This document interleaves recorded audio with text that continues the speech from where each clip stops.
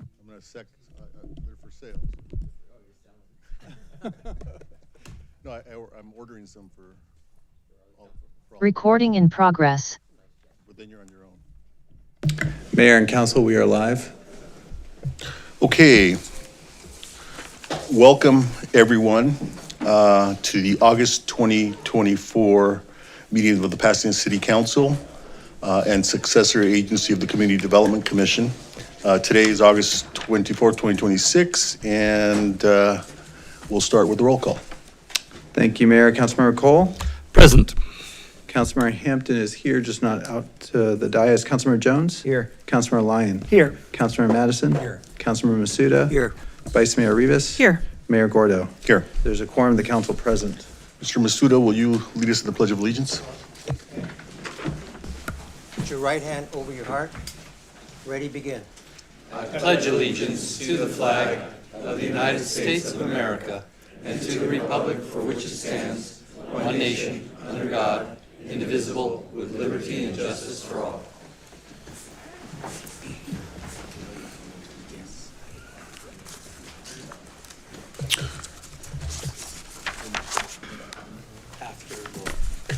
So, welcome everyone. Today we have a special presentation.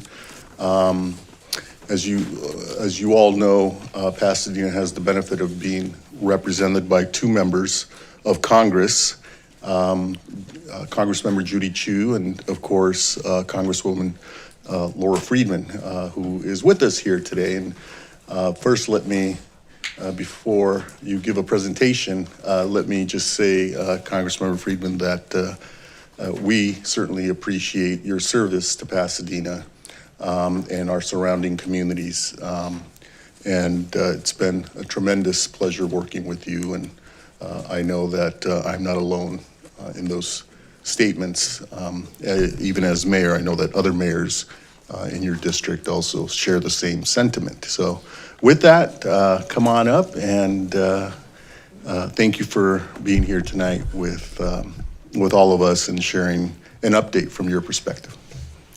Thank you, Mr. Mayor and council members. Thanks so much for having me tonight. And thanks for being really wonderful partners over the last 2 years now. As I've moved into this role, you have really been a pleasure to work with. And I want to thank you all for your service to the people of Pasadena. As I told you, I'm going to be coming every year, whether you want me or not, to come to give you a legislative update about what I've been up to on your behalf. And also to hear any of your comments or any of your requests going into the next year. So this has been a difficult year, honestly. As you've seen, we're dealing with an administration that is increasingly unhinged and certainly has a desire to hurt California. So we've been playing a lot of defense, but despite that, there have been silver linings, and there have been some wins and some things that I've been able to bring back to help Pasadena. First, I led the early call for a thorough and robust review of the Paramount Warner Brothers mergers. Just for those who don't know the sort of the shape of my district, I happen to represent both studios in my congressional district, and I'm a former Paramount employee from many years ago, and have worked in the entertainment industry for over 20 years. So this is a merger that's going to impact consumers, and it's certainly going to impact workers here in the Los Angeles region, where tens of thousands of people are either directly employed by these studios or tangentially. So I led a letter that 32 of my colleagues signed on to, directed to Attorney General Rob Bonta for a very thorough review of this merger and all of its impacts, and I'm very happy to say that the Attorney General took that very seriously, and as you probably know, is in the middle of a lawsuit with several other attorneys general to try to make sure that this merger falls within our current antitrust laws of the United States. My Don't Penalize Victims Act did get into our major transportation bill, and hopefully will move forward. And this was a bill that was meant to help the people of Pasadena and Altadena and Pacific Palisades and anyone else who's been in a disaster from keeping FEMA from deducting any charity care that they get from the small amount of money that they are entitled to from FEMA. Unfortunately, we were having victims coming forward and saying, my synagogue raised $5,000 for me, and now FEMA's saying they're going to deduct that from the amount that they're going to give me. Ridiculous. I was able to get bipartisan support for this bill, and it is a major legislative priority for the Transportation and Infrastructure Committee, of which I sit. When the Trump administration and the FCC tried to chill free speech and pull Jimmy Kimmel's show off the air because of a joke that he made on late night television, I led a rally with union members, local elected officials, and a veteran to defend the First Amendment, and we won. And the administration did back off. However, that battle continues with the FCC now demanding an early review, unprecedented, of ABC's broadcast licenses in an attempt to harass them and to try to compel speech that they like. And then lastly, I want to, before I move to legislative focus, I'm very proud to say that Leader Jeffries has announced 5 working groups to deal with the affordability crisis in the country.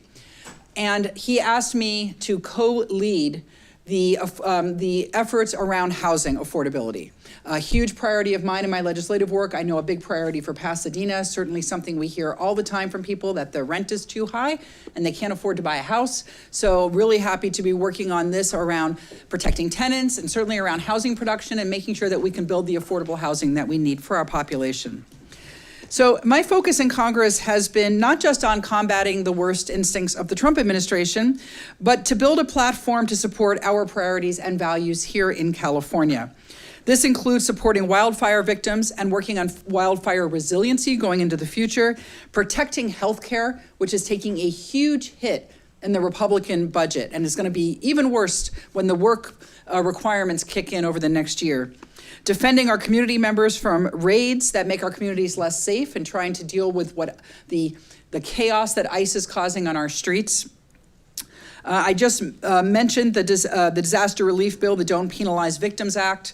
I'm also helping to lead and was the West Coast lead on the No Masks for ICE Act, which would be a federally enforceable law to prevent federal agents, except under very rare circumstances, from being masked when they're conducting law enforcement. We don't allow our local police officers to wear masks for a very good reason. You need to have trust with the public, and you need to have transparency, and certainly, if someone feels that their civil rights were violated, we need to have a mechanism by which they can identify those officials that were involved and have a path to justice. And that means not allowing for routine masking of ICE agents. They should be unmasked and have clear identification of who they are and what their identification number is.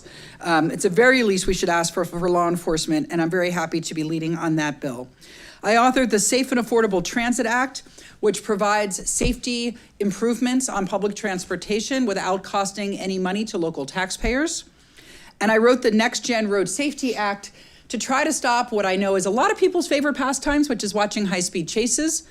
They are very dangerous. We see people getting killed and maimed by them. We have high-speed chases every single day in LA County. And this will give law enforcement the next generation of high-tech tools that they need to de-escalate these chases before they become dangerous.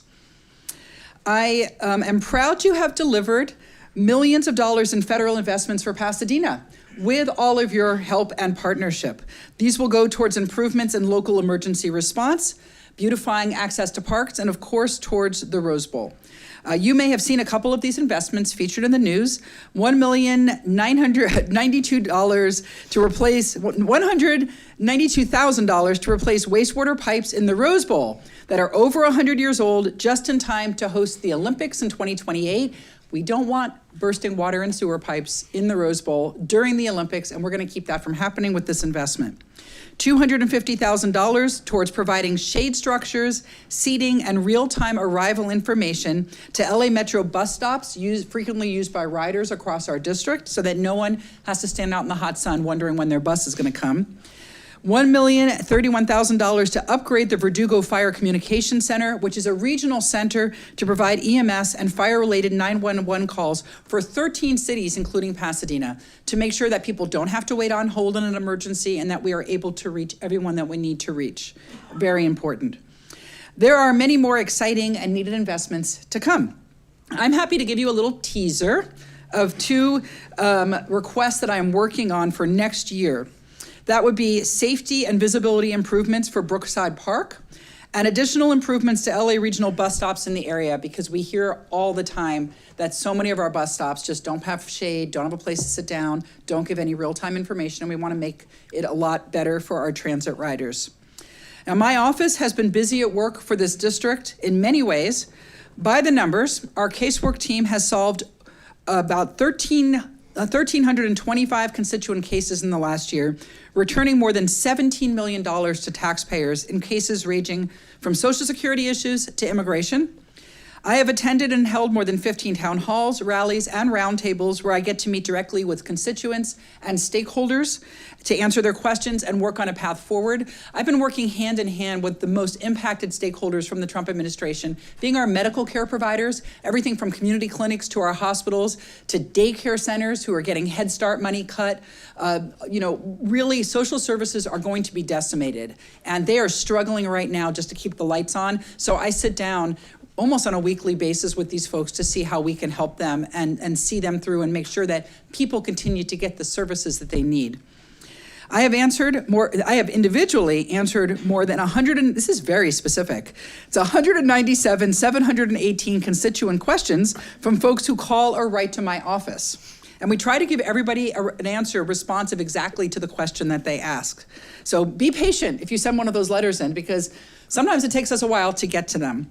I have also joined over 100 community events in the district, and I've joined more than 1,227 letters to various federal agencies and pieces of legislation. That is many pieces of mail every single day that we are sending. And I am just getting started. Looking ahead, it has been a very tumultuous year and a half in Congress and in the world, but these are my guiding lights as we close out the rest of the year. I remain committed, number one, to defending democracy and our Constitution. Pushing back against the Trump administration's attacks on communities is a top priority, and that starts with upholding our democratic values in Congress. Defending healthcare access is critical, especially as so many of our constituents are seeing their healthcare costs rise astronomically because of the Republican budget bill that shifted money out of healthcare, trillions of dollars out of healthcare, into tax cuts for the richest Americans and largest corporations. The price of everything has gone up. Groceries and essentials grow more and more out of reach. Families are struggling to pay rent and mortgage. And my constituents need relief now. So I am fighting to lower costs every day, including being a part of the lawsuits against the Trump administration to get rid of their ridiculous tariffs that are hitting Americans in the pocketbooks. Our wildfire victims are still looking for help and for answers, and we are prioritizing them in our legislative work. Because when our fellow Americans are suffering and in need, it shouldn't be a partisan question about whether or not we answer that need. It should be that all Americans deserve that relief. We are 2 years away from the 2028 Olympic Games, and I am working hard to prepare visitors and our residents from all over and to bring investments home. I sit on transportation and infrastructure, and my top priority in that committee is to bring money out into investments in our region. Everything from transportation to what we need to support the housing that we need to build for our population. But I am very much about infrastructure, upgrading our power grid, upgrading our transportation, putting that money where it improves the lives of our constituents and brings down costs.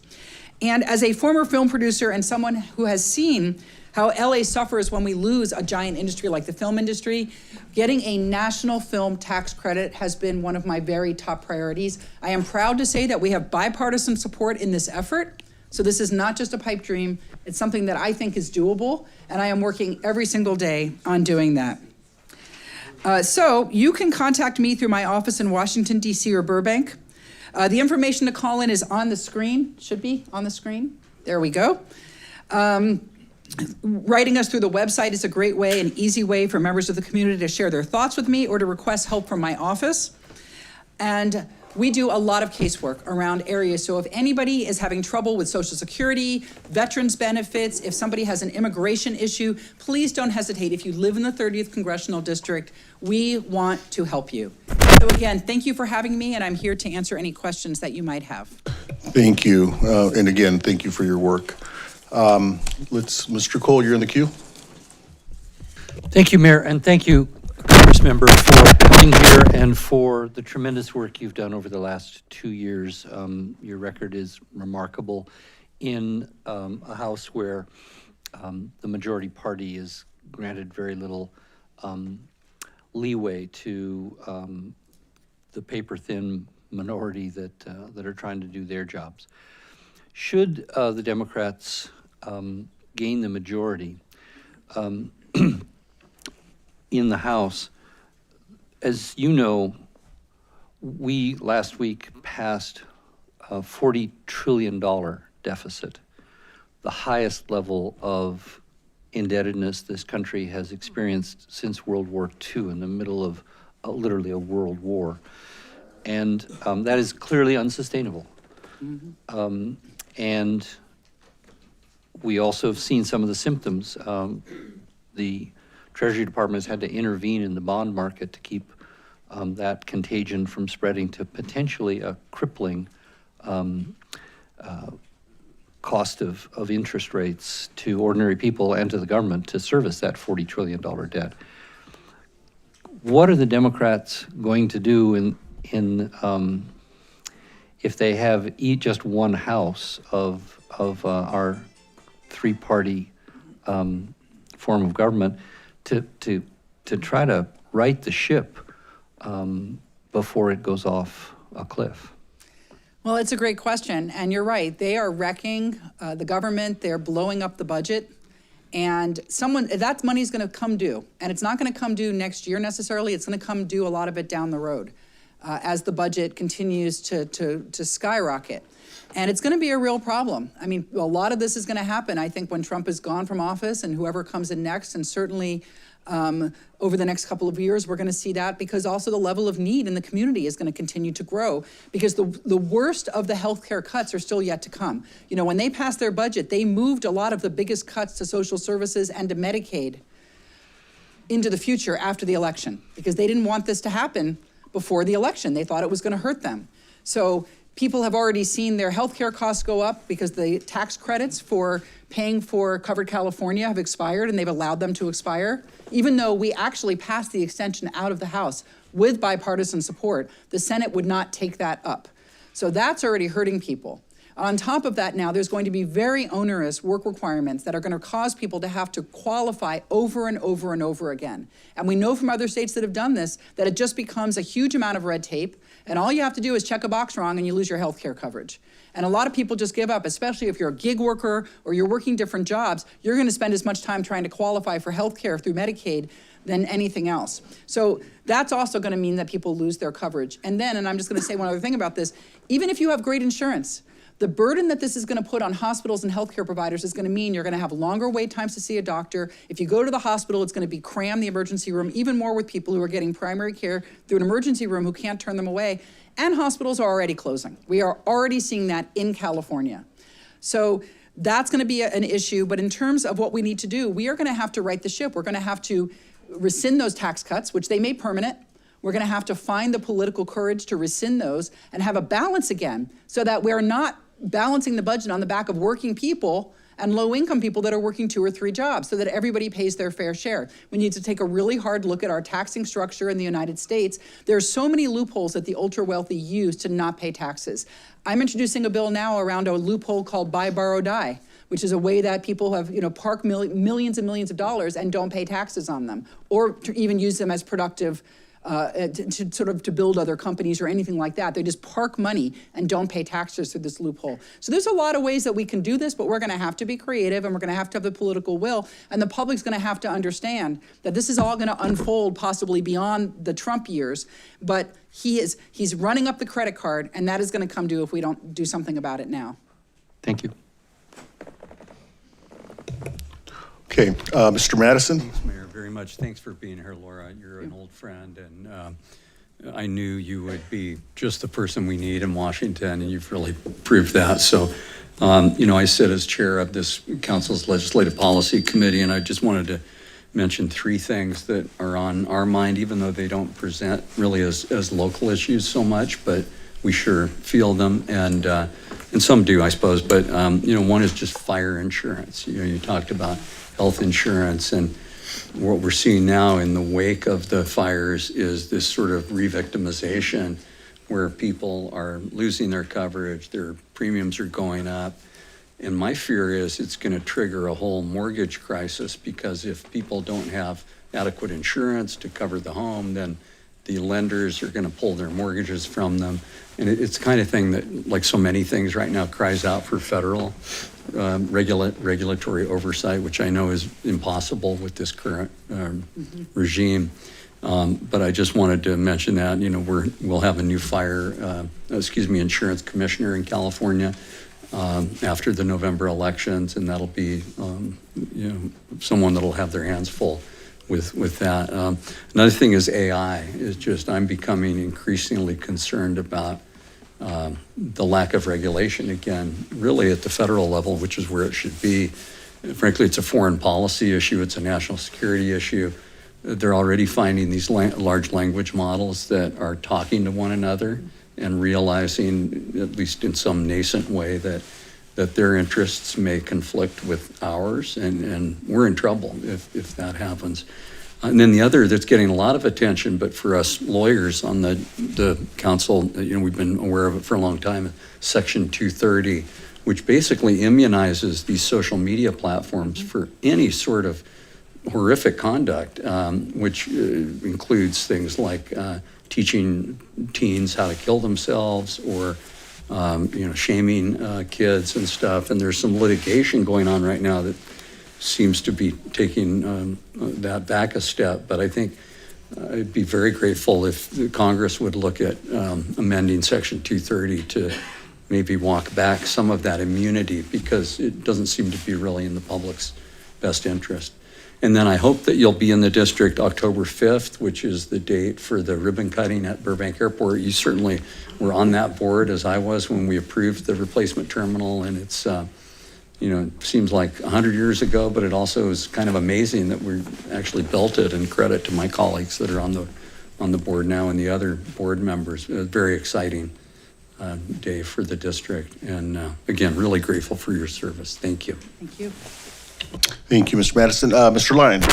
Thank you, Mayor. Thank you, Congressmember, for being here. I so admire the spirit of servant leadership that you bring to your work in Congress, and accountability that you come back and report out to us as your constituents, and it's important, and I appreciate it. I want to also thank you for being, as your fellow former film producer, I want to thank you for being a tireless advocate for the film industry. And it feels sometimes like you're really a lone voice in that. And it's just, for us in Southern California, it's a critical industry. And we have our work to do in the state, but also the federal government needs to be doing work to the production we're losing to our friends to the north. So I appreciate that work. My question for you is that, we're coming up on 6 months in this war that Congress never authorized. And the Constitution is clear that authority lies with Congress. And there was some noise about it in the beginning, and then I feel like you've all been kind of quiet about it. So I wonder if there's been, where everyone is on the conversation. We've never authorized this incredibly expensive, costly, and dangerous war. So where are we with getting it in front of Congress? Is that going to happen?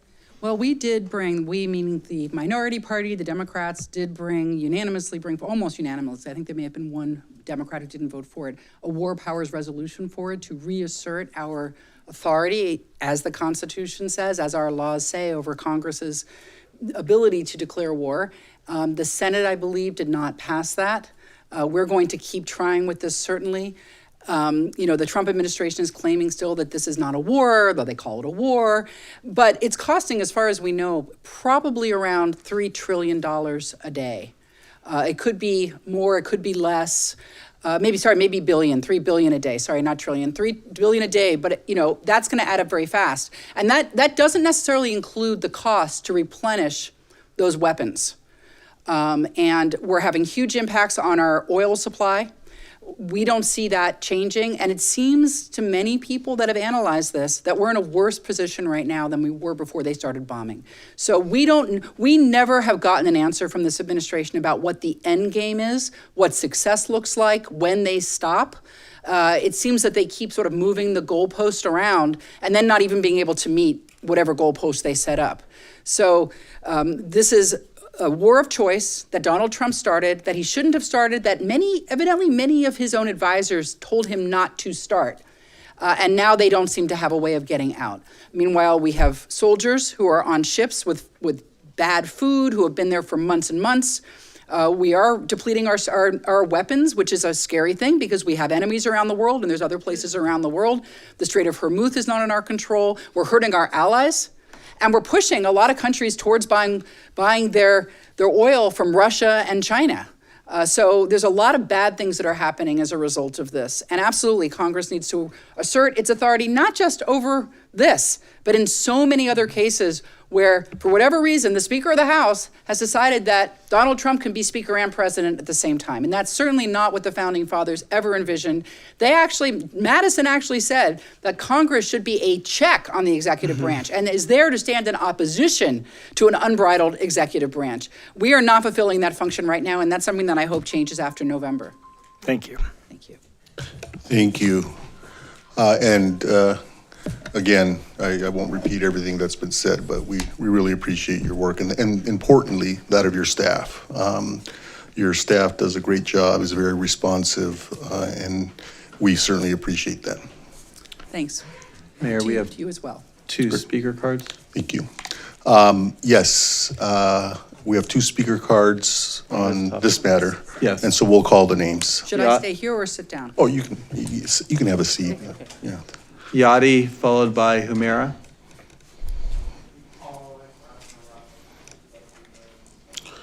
If you hear your name, please step forward. Thank you. I'll ring a bell when you have 30 seconds left. Go ahead. How much time do I have? 2 minutes. Okay. Hi, Congressmember Freeman. Last year I was here, and I think I was the only one that spoke. Yeah, if And- you can direct your comments. Well, it's about Miss Laura Freeman. Yeah, that's fine. But So, go ahead. I'm just No, reminding but her. just direct them here. Can I have my couple Yeah. seconds back? Thank you. I just wanted to say that I was here last year to speak when Congressmember Freeman did a presentation, and that although I am a staunch privacy advocate, I did say that I acknowledged her very hard work on the speed camera pilot bill that she worked on, where she crafted a lot of negotiations with both privacy and criminal justice groups. And so I complimented you for that, but I just wanted to share some updates that showing that this is not really like panning out the way that maybe that you had intended and hoped. And just to unfortunately express a little bit of disappointment because even though the state legislature promised to make this a pilot, there's been a lot of broken promises. When speed cameras and red light cameras were here a little over a decade ago, they were so problematic that they were actually banned, and that's why there was like this bill to get approved. Every city that wanted to participate had to get approval. And so there was going to be a pilot, and every session there's been new cities that want to add to the pilot. And this year, Pasadena, Santa Ana want to be added, West Hollywood, Long Beach wanted to expand on that. And so we're not really getting to see if there's guardrails in place for the surveillance technology to make sure that these safety systems aren't actually used to tax the public. And so I also noticed that you were really great at helping a couple of the cities here, namely Burbank and Glendale, with bringing in drones and real-time crime centers. And I just want to ask that you please look into what are the downsides of this technology that's been used a lot by law enforcement to stalk women, and it's taking money away from health and housing, and the really, really needed conversation that we need to have about privacy, and that I ask you to please work at the federal level to really bring strong privacy protections for us, because real-time crime centers are Your time basically has expired. data brokers. My last sentence is that this information is shared with private entities, and that means that these private companies can then Yadi. use this information to try to figure out Yeah. what's the lowest Yadi, wage if you you will could take, wrap up and your what is the comments. highest that we are willing to pay for Thank goods. you. So thank you.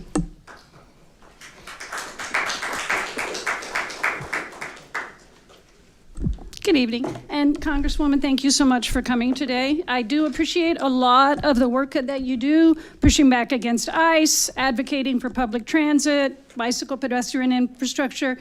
As a transit user, I especially appreciate shade at bus stops and a number of other issues that you've been working on. But I implore you to reconsider your actions and positions on a couple of issues that are especially important to me. First of those is mass surveillance. You've been working to get money for more surveillance for Glendale and Burbank, all without public engagement. People have been voicing their opposition to mass surveillance There's organizing going on in communities throughout your district, West Hollywood, Burbank, Glendale, and also right here in Pasadena. And most recently, even Adam Schiff has been speaking out against Block. And I can't overemphasize that you can't be pushing back against ICE and talking about protecting immigrants in our communities while bringing in mass surveillance that we know has been used to hunt down immigrants as well as stalk women. Secondly, I urge you to please sign the Block the Bombs bill. No more bombs for Israel, please. 81 other members of the House have signed it. 18 of your California colleagues have also signed. A majority of Americans do not want us to be selling arms to Israel, nor do they want taxpayer money being sent there. That money needs to be used to address the many needs in our own communities. We don't want that money being used to blow up Palestinians' homes, hospitals, and schools. We don't want the money, we want the money used here instead of being used to commit a genocide. So thank you for coming today. Thank you for fighting for California and Washington, but please just stop helping bring more mass surveillance and please sign on to the Block the Bombs bill. Thank you. That completes public comment on this item. Okay. So next, we will move to the consent calendar. No, you Oh, I'm want to do sorry. public comment? You're right. Public comment for matters not on the agenda. You're correct. We have 13 public comment speakers. All right, Paul, minute and a half. So 90 seconds for public comment speakers. Elizabeth McDuffie, Nora Ailman, Donna Treifman, Kevin Norton, Tyler Robinson. If you've heard your name, if you could come to the podium. If you Ms. can, McDuffie, you're up. if you can form a line, that would help expedite so we can get to the agenda. Good evening, Mayor Gordo, council members. I'm Liz McDuffie, a 45-year Pasadena resident, educator, and small business owner. I've also served as director of the Medical Cannabis Caregivers, a medical cannabis information and resource center licensed by the city of Pasadena since 2006. I'm returning to ask for consideration of a city judgment that threatens my home. In 2021, the city prepared a $5,000 settlement of a zoning agreement for a zoning matter. My attorney, then under state bar disciplinary probation for failing to communicate with clients, never told me about the city prepared agreement. In addition, I was unable to oppose the city's notice on February 2 of 21 hearing for the city's motion for the judgment. Never received any notice of that hearing. My attorney failed to attend the hearing, so I was completely unrepresented in defending myself. The case ultimately resulted in a judgment of $175,000 plus 10% interest, more than the equity in my home. Had I known of the $5,000 city judgment, I would have accepted it. I respectfully ask the council for a closed session to allow me. Ma'am, your Ma'am, time has expired. Your time has expired. Thank you. Excuse me? Your time has expired. We want to be fair to everyone. Thank you. Thank you. Thank you, Councilman. Nora Elman, followed by Donna Treifman, followed by Kevin Norton, then Tyler Robinson. Welcome. My name is Nora Alleman, and I moved here when I was 4 years old. I started riding when I was 9 and cannot explain how much riding has and spending time with the horses has changed my life. I volunteer at RBR through the MHF lesson program, aiding Girl Scouts and their lesson programs, giving a bridge to those in our community that don't always get to spend time with these beautiful animals. Through the MHF lesson program at RBR, I've learned jumping, communication, organization, and leadership. Through If This, I've found myself at Roseville Riders. Roseville Riders and the program at MHF has changed my life so much. Thank you. Thank you. Donna Treifman. Welcome. Hi, good evening, council members, Mayor, Vice Mayor Rivas. My name is Donna Triffman. I am actually just here to introduce myself. I'm a judicial candidate in Los Angeles County, and I'm on my city council circuit because it's free advertising. I get to say hi to the community. Hello, everyone. Just wanted to let you know that I'm running all over Los Angeles County. I'm a 31-plus year public defender, and I hope to have your vote. Please reach out, Triffman, Tryfman, for judge2026.com. If any of you would like to reach out, find more information, or endorse, happy to receive those. I'd be happy to speak to anyone here and in the community. There's a full house today. Thank you so much. Thank you. Kevin Norton, followed by Tyler Robinson, then Larry Michelson, then Russ Leimbach, then Yvonne Ramirez. Mr. Norton, welcome. Good evening, Council and Mayor. My name's Kevin Norton. I represent IBW Local 18. First, I want to thank the city's negotiating team, Mayor Gordo, leadership at Pasadena Water Power, and this council. We spent months at the bargaining table. We've probably had 20 sessions so far. I want to publicly recognize we've acted as true partners. We share the same goal, keeping Pasadena's grid safe, reliable, and prepared for our clean energy future. Because of that shared commitment, we're close to a deal. We have resolved many complex issues, and the finish line's well within sight. However, we're here tonight because there's a critical gap that remains on the table regarding competitive compensation. To secure the long-term safety and stability of our workforce, we need to close that final gap.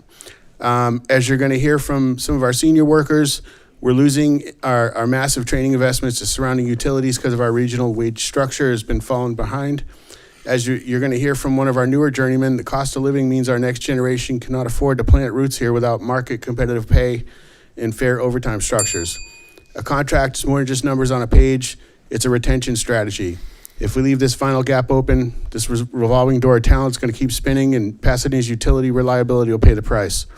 What we're seeking is a fair, finalized agreement.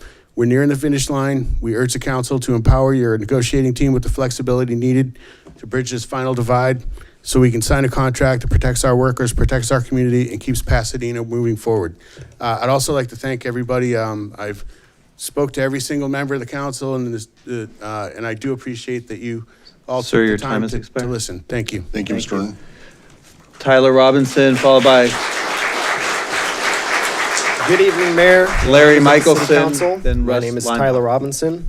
I recently became a journeyman lineman with Pasadena Water and Power 2 years ago and have had 6 years of service prior to that.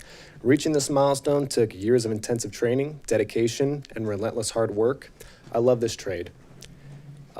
It's provided me a great life. I take pride in keeping Pasadena's lights on, and I want to spend my entire career serving this community. However, I'm at a crossroads. My family and I are trying to establish roots here, but I understand our current compensation structure is causing a struggle. Buying a home or securely building a future in this area feels increasingly out of reach. As a journeyman, I'm entering the most productive years of my career. Right now, surrounding utilities and outside contractors are actively recruiting workers with my exact skill set. They're offering significantly higher base wages, and all of their overtime is a mandatory double time. I want to stay in Pasadena. I want my labor to benefit this city.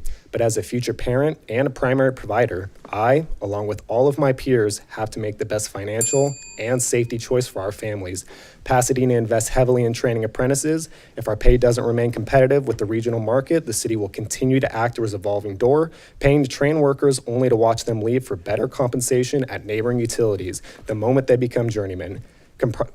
Compromising the knowledge and safety of Pasadena's workforce. To protect our customers, our fellow employees, and ensure the long-term reliability of our grid, we must close the wage gap. I urge you to support the competitive pay so that the next generation of utility workers can afford to stay and build their careers here. Thank you.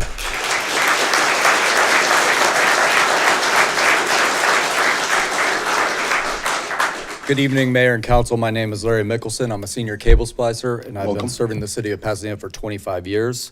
At this stage of my career, the most rewarding part of it is passing on my knowledge and experience to the young men behind me, watching them grow, innovate, And produce gives me a great sense of pride. And I say without hesitation, the city has one heck of a group of guys, and the future of the transmission and distribution department is very promising. However, I have my concern with the ability to retain this young workforce without a competitive wage, and this is where we're having a problem.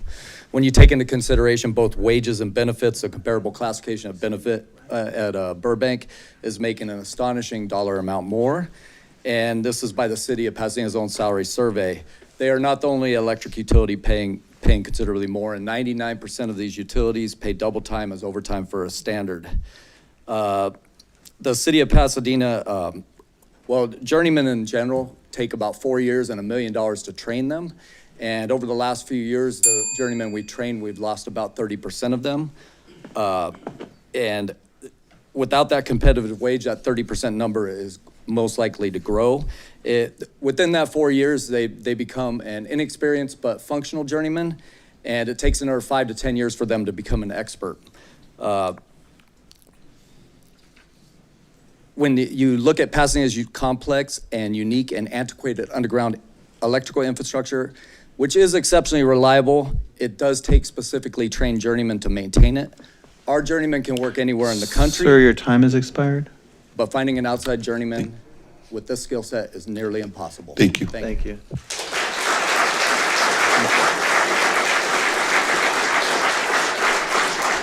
Let me call a few names just so we can get that going too. So this is Russ Leinbach, followed by Yvonne Ramirez, then Anna Slotky, Raitano, Aliza Jacobs, and Heather Kadama. Go ahead, sir. All right. Good evening, Mayor and City Council. My name is Russ Leinbach. I'm a senior electrical distribution mechanic for the Pasadena Power Department here. I have been working there about 23 years, and I want to talk about the night of the Eden fires. The night of the Eden fires started, we had all hands on deck responding and fixing damage caused by the high winds. We kept fixing broken poles and down power lines until the threat to our lives became too great. Early the next morning, after the winds had died down and it was safe enough to get back to it, I came in the office and my foreman told me we had significant fire damage in Upper Hastings Ranch, and there was no power at the reservoir needed to pump water up to the tower that supplies water to all the fire hydrants needed to fight the fires while they're still burning, by the way. We needed to access the damage and figure out how to restore power. He said there was a police escort waiting for us, but we were to travel light with our smaller trucks because there was a real possibility of getting trapped by the fires. While we're up there, I informed my crew of the plan, and without hesitation, we went to the meeting location. I went to talk with our police escort, and when I came back, every seat of my truck and the other truck were filled with all these apprentices and linemen behind us, all wanting to go and fight and restore power so that the fires could be fought. These are the guys you're at risk of losing. The bravery and unity showed during that time, and just the grit is just something you can't even imagine. And so losing these guys is like paying for somebody to get a master's degree and then watching them walk out to make more money somewhere else. So thank you. Thank you. Yeah, thank you.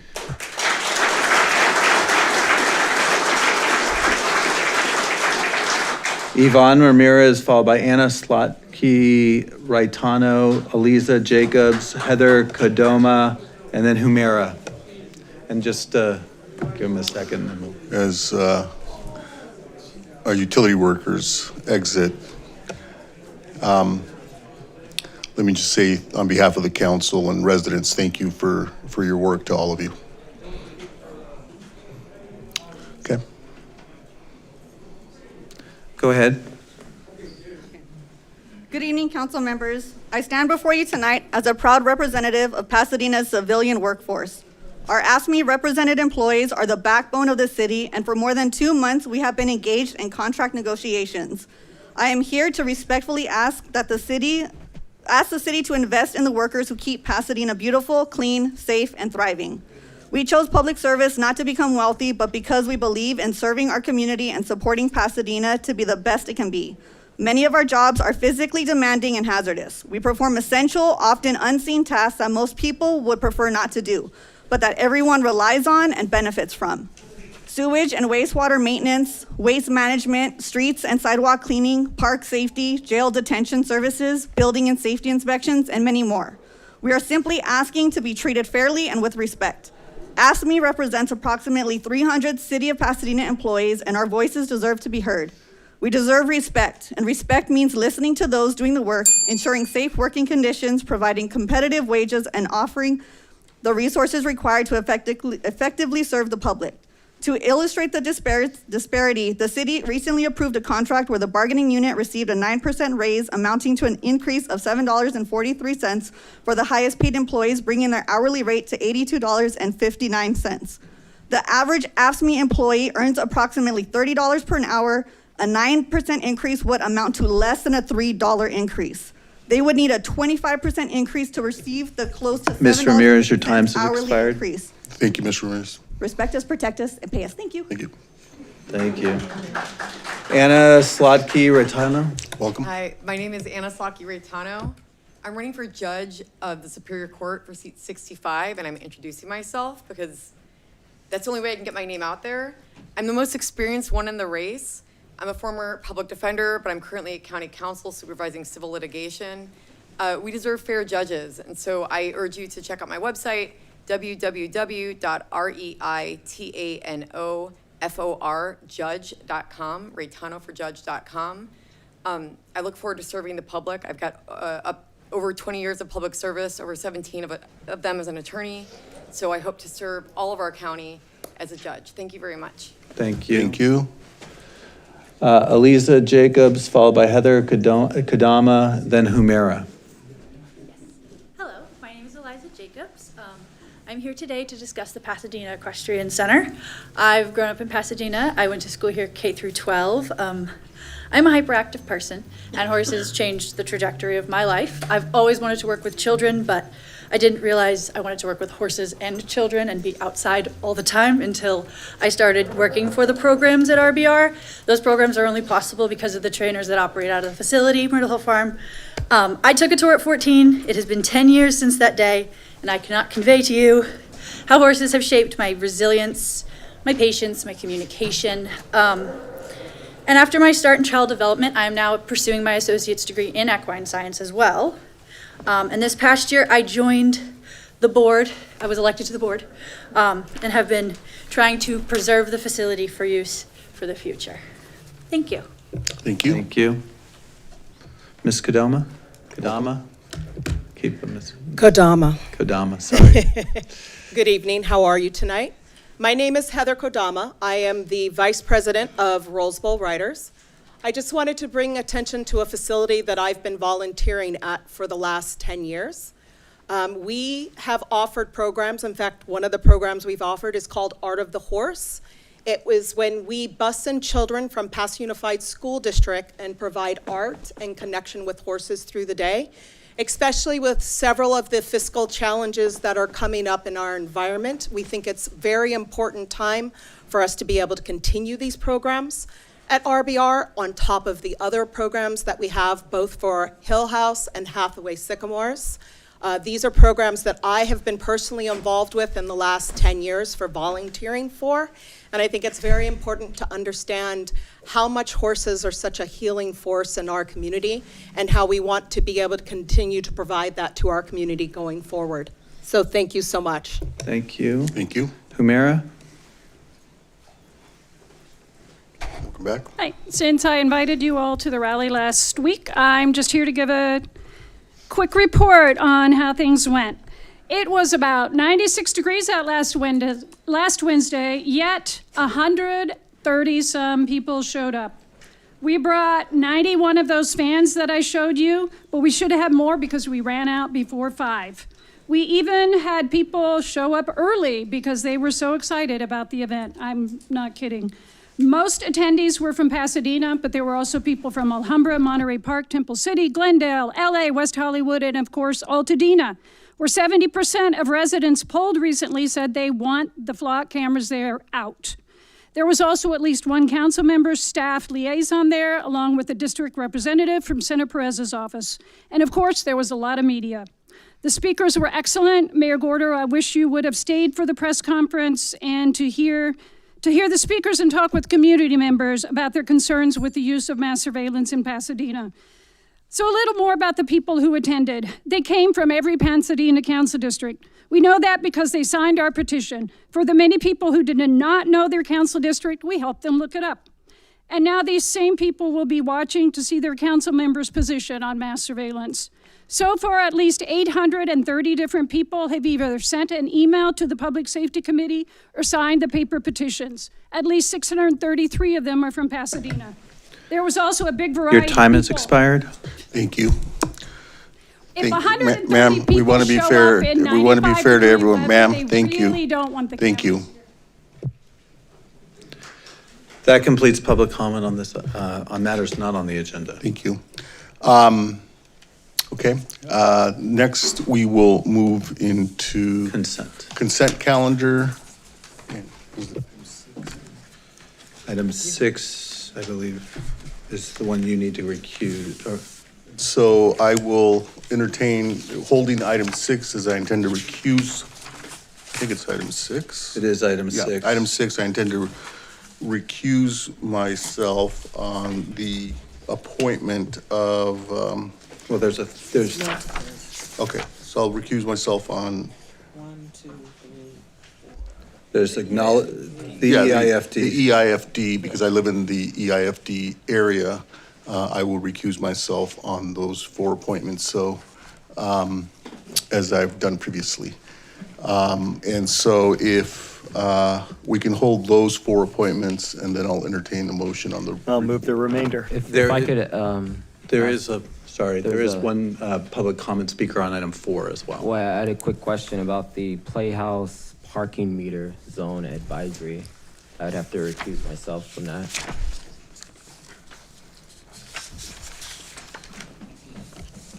Because you, My residence is within, the district. yeah.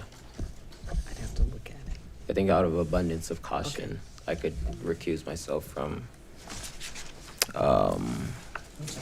the resignation, yeah, item 6. Item 6, the resignation. I mean, Just the we're resignation. accepting a resignation. I don't think. Isn't that Yeah, largely a I think ministerial that's- function, accepting? Yeah, I think that's insignificant.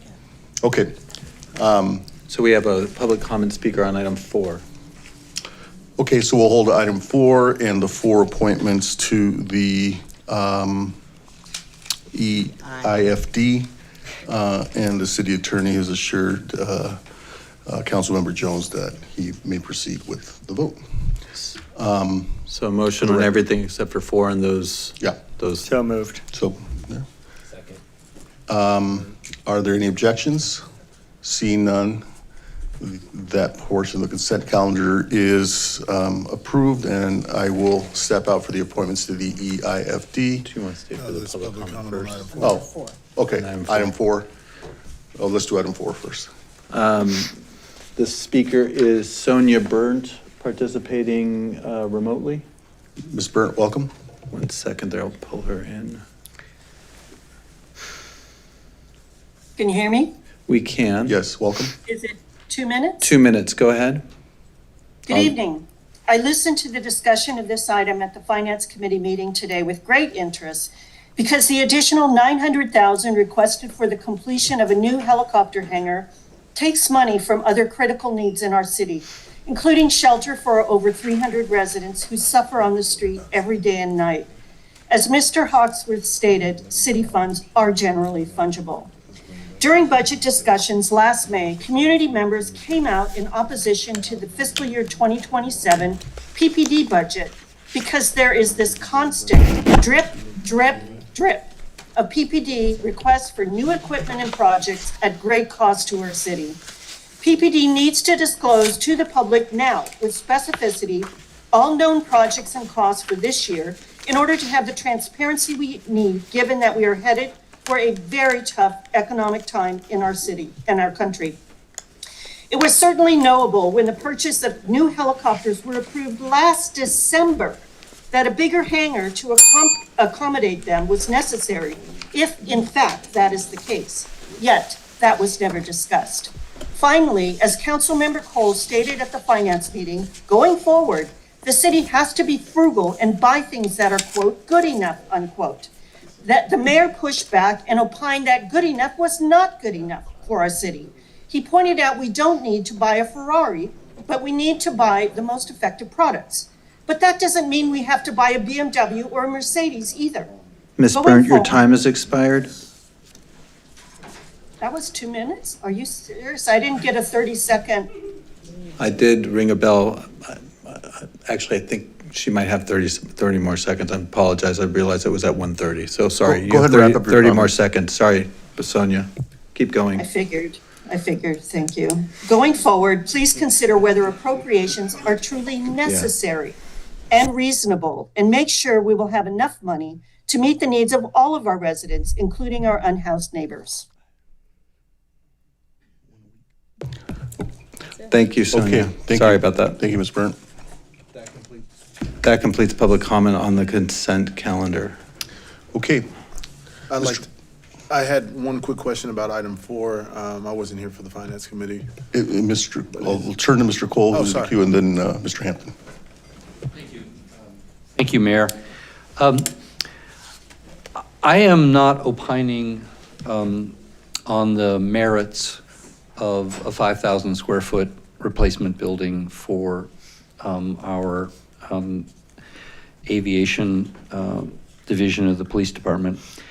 I am, however, deeply troubled by the transparency on this, and by no means am I casting aspersions. I don't believe anyone did this on purpose.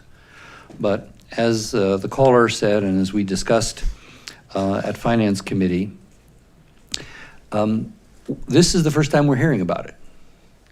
And we did not hear about it last year when we purchased $8 or $9 million worth of new helicopters. I supported that because a case was made that was an economical move, that buying 2 quieter, more fuel-efficient Bell helicopters to replace 3 aging helicopters made economic sense, and appreciated the police department's going into detail to give the council comfort that that was the case. But at that point, there was no mention that this would also involve a significant additional capital increment. This is $1 million more, $924,000 more than we had budgeted. We just went through the capital budget process in June, right? That's 2 months ago. I can't believe that we didn't know that we were contemplating and designing a project that was going to cost $1 million more. But again, nothing to the council. It's only now when we're going to award a contract for an extra $924,000 that we learned that the project scope is significantly expanded from replacing a 21 or 2,200 square foot building to a 5,000 square foot building. And I just think that's a flaw in our process. And I think it makes our job that much harder when we don't get the facts in a timely way. And so I received from the city manager very responsive and appropriate commitment to do a better job in the future.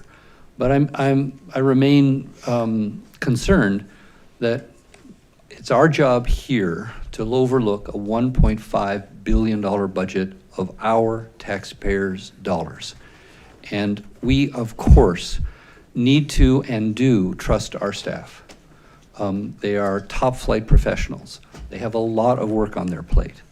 But we have to look, it's our job to make the decisions. And when we don't get timely information, it puts us in the awkward position of having to basically rubber stamp what's come through the system instead of having the ability to allocate resources. The claim is made, and I believe it, that this will not involve any additional general fund dollars. But as again has been repeated, while money is not fungible, you cannot spend asset seizure money on homelessness programs. You cannot spend gas tax money on library programs. The fact is that on the police department, if we're spending asset seizure money for a fancier, larger hangar for our helicopters, that's money that could go into other programs, including dealing with some of the homeless issues and the law enforcement aspects of that. So that's my challenge. I abstained at the Finance Committee. I'll listen to my colleagues before making a decision on how I'm going to vote on this matter. Mr. Hampton? Thank you, Councilmember Cole. Maybe there should have probably been some more communication about this. The heliport happens to be in my district, so I was aware of the hangar, and I don't know if everybody else got that memo or through public safety.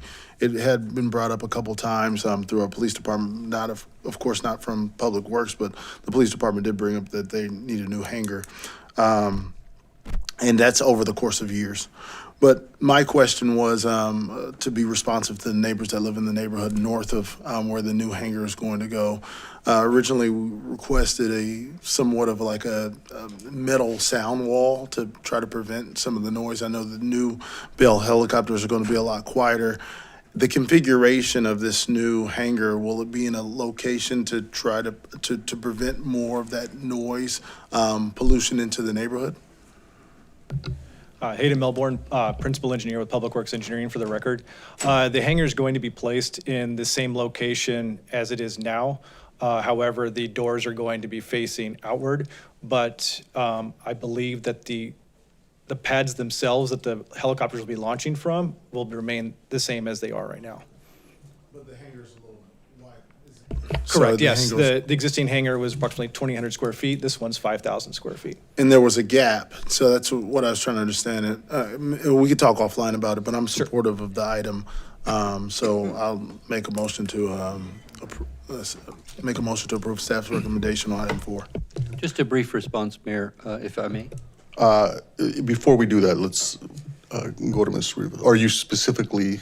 A brief response. It's just the new hangar is in the capital program. The bigger hangar is not. Sort of. Ms. Rivas? That's essentially what I wanted to get clarification on, because I've heard, like Councilmember Hampton's mentioned, that there's been a need for a new hangar for many years, and the CIP has had, under the Mobile Command Center, mentioned we would need a new hangar for several years now. This is a bigger hangar to accommodate more helicopters. So if you could just, I don't know, if you could lay out why that hasn't been incorporated in the CIP until tonight. What happened there? So I'll comment first. I actually pulled up the staff report to reread it from 2023 when the council authorized the purchase of the prefabricated hangar. And that staff report in 2023 did outline the original plan for the smaller hangar and the thing, and then the transition to a 5,000 square foot hangar. So that part was disclosed when the original hangar was purchased in That's helpful. ordered Thank in you for that. 2023.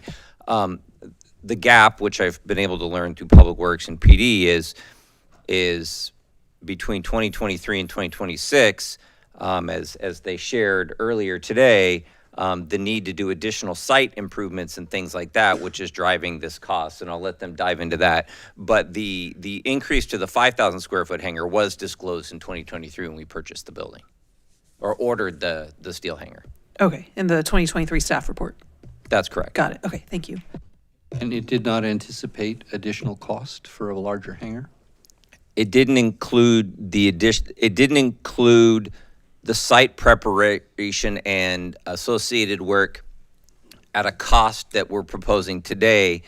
When they put it forward in 2023, the staff report states that they believe there was sufficient budget to cover all those costs.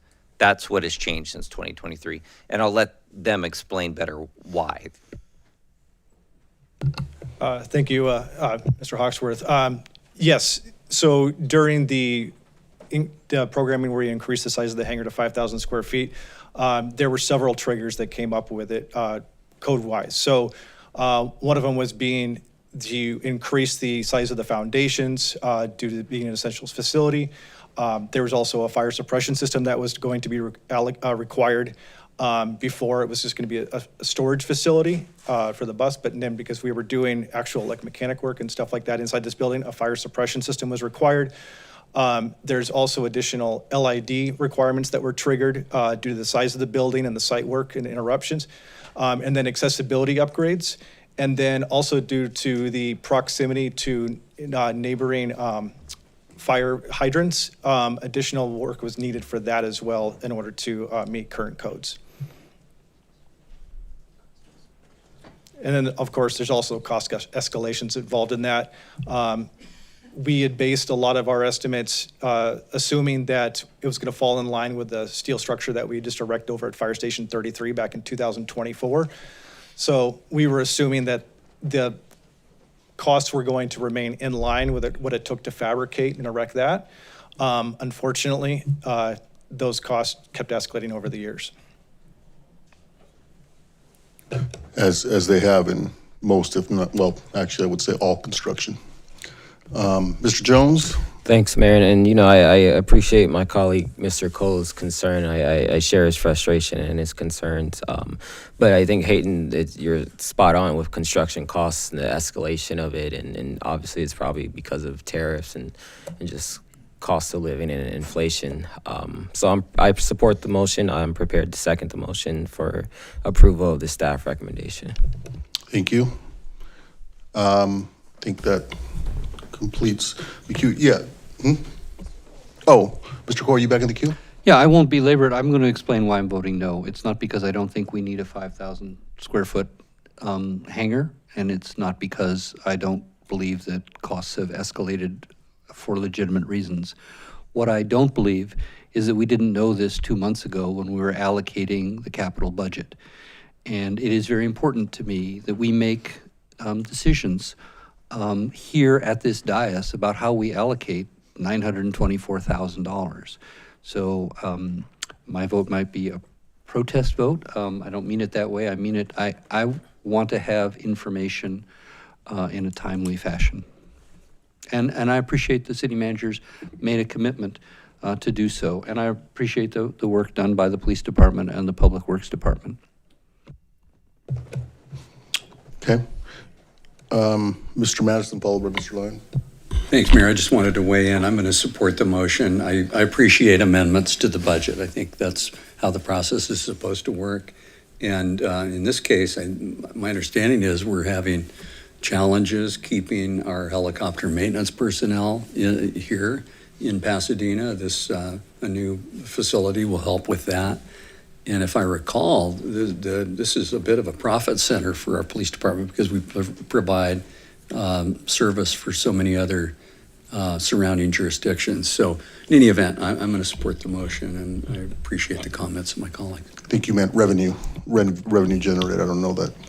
We're not a for-profit city yet, Mayor. Thank you. Thanks for the correction. But you're correct that we do provide services to surrounding communities.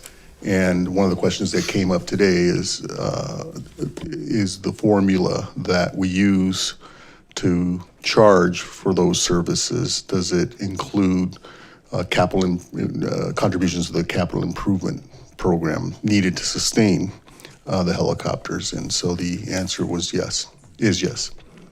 As well as the additional forfeitures that we can compete for when our helicopters are involved in investigative initiatives. So, thank you. Mr. Lyon? Thank you, Mayor. Very briefly, I also am going to support the motion, but I really do want to second my colleague, Mr. Cole's comments. We did know in June because we had the bid. And we need complete and timely information. And I find it particularly frustrating when we have motions before us where there's no real choice to be made, where we are forced to vote one way because we have a deep investment and we at least need to see that coming. And so I will vote yes, but there's coming a time when I'm not going to. So I really want to put a stake in that. Thank you. Thank you, Mr. Masuda. Thank you, Mayor. As you know, I supported this on finance, and I think it's very important, and I'm going to support it again. Thank you. Yeah. Okay, there is one public comment. Before we turn to public comment, let me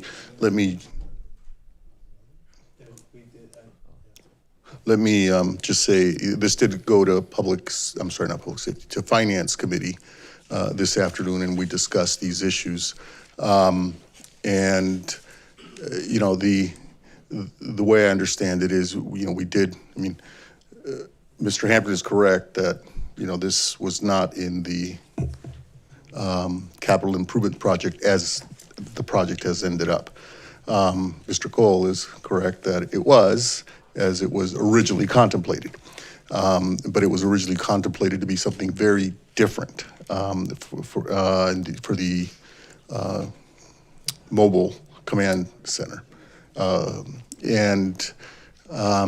What I see here is a pivoting of staff, realizing that there's some synergies to be brought about. You know, if we're going to, why just create build one new building when we can build a bigger one that would accommodate both, and particularly because the existing structure is past its service life, and so I see it as an appropriate pivot.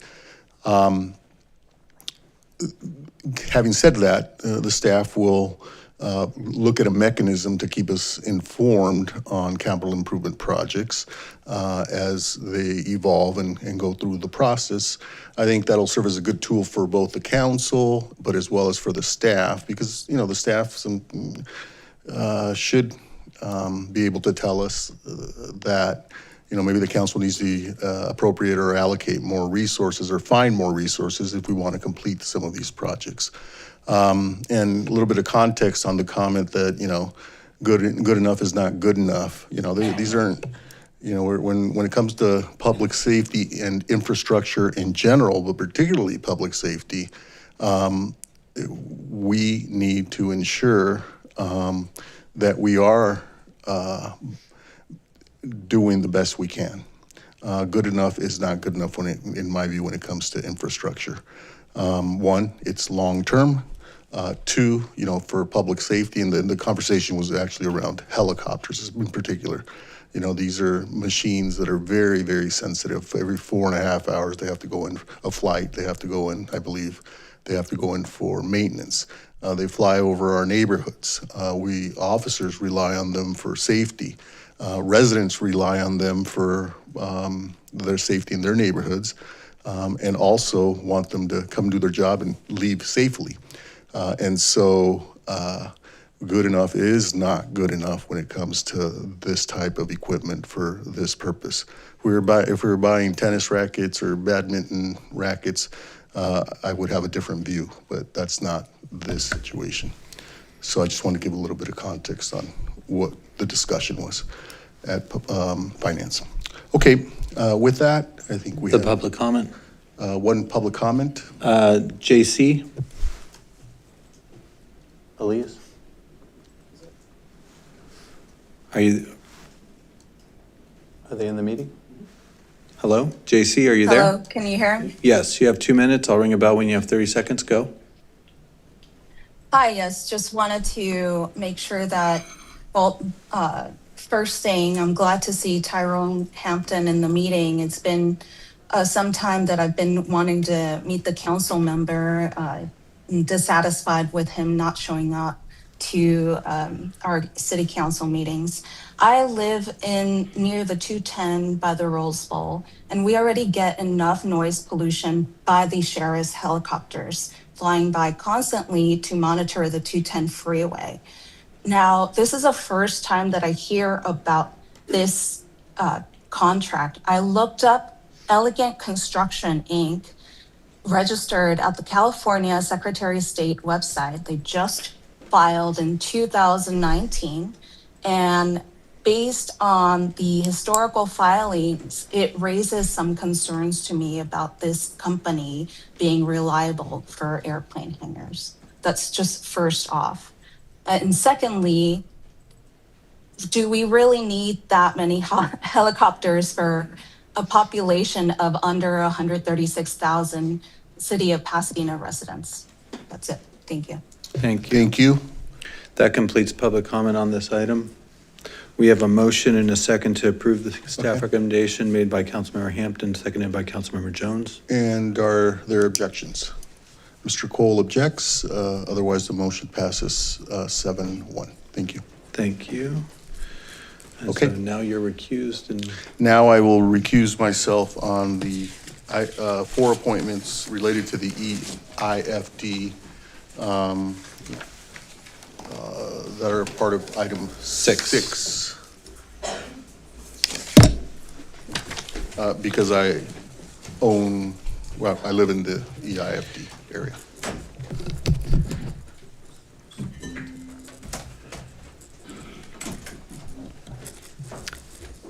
Is there a motion? Oh, I see Mr. Collier in the queue. Go ahead. Thank you.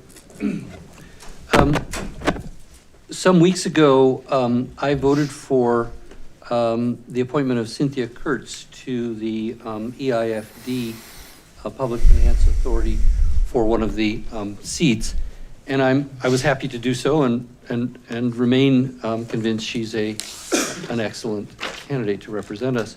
However, I asked some questions about this, and I learned that because the mayor was recused, this was ultimately put on the agenda by the staff. And our charter says that when the mayor is absent, including by recusal, that's what's happening right now, the vice mayor is the person who steps in. And I'm wondering, Mr. City Manager, why the vice mayor wasn't asked to make a nomination. Any of us could recommend to either the mayor or, in this case, the vice mayor, our selections, but I never heard anything about all of that. And again, I assumed that this had happened in the regular order, that the mayor had made this nomination and that I was voting for it. I was surprised to learn that we diverted from our usual process of having the mayor or the vice mayor make that nomination. So can you explain why we diverted from that? Sure. Well, the response to the mayor portion is obvious, right? Because he was recused, and you already acknowledged that.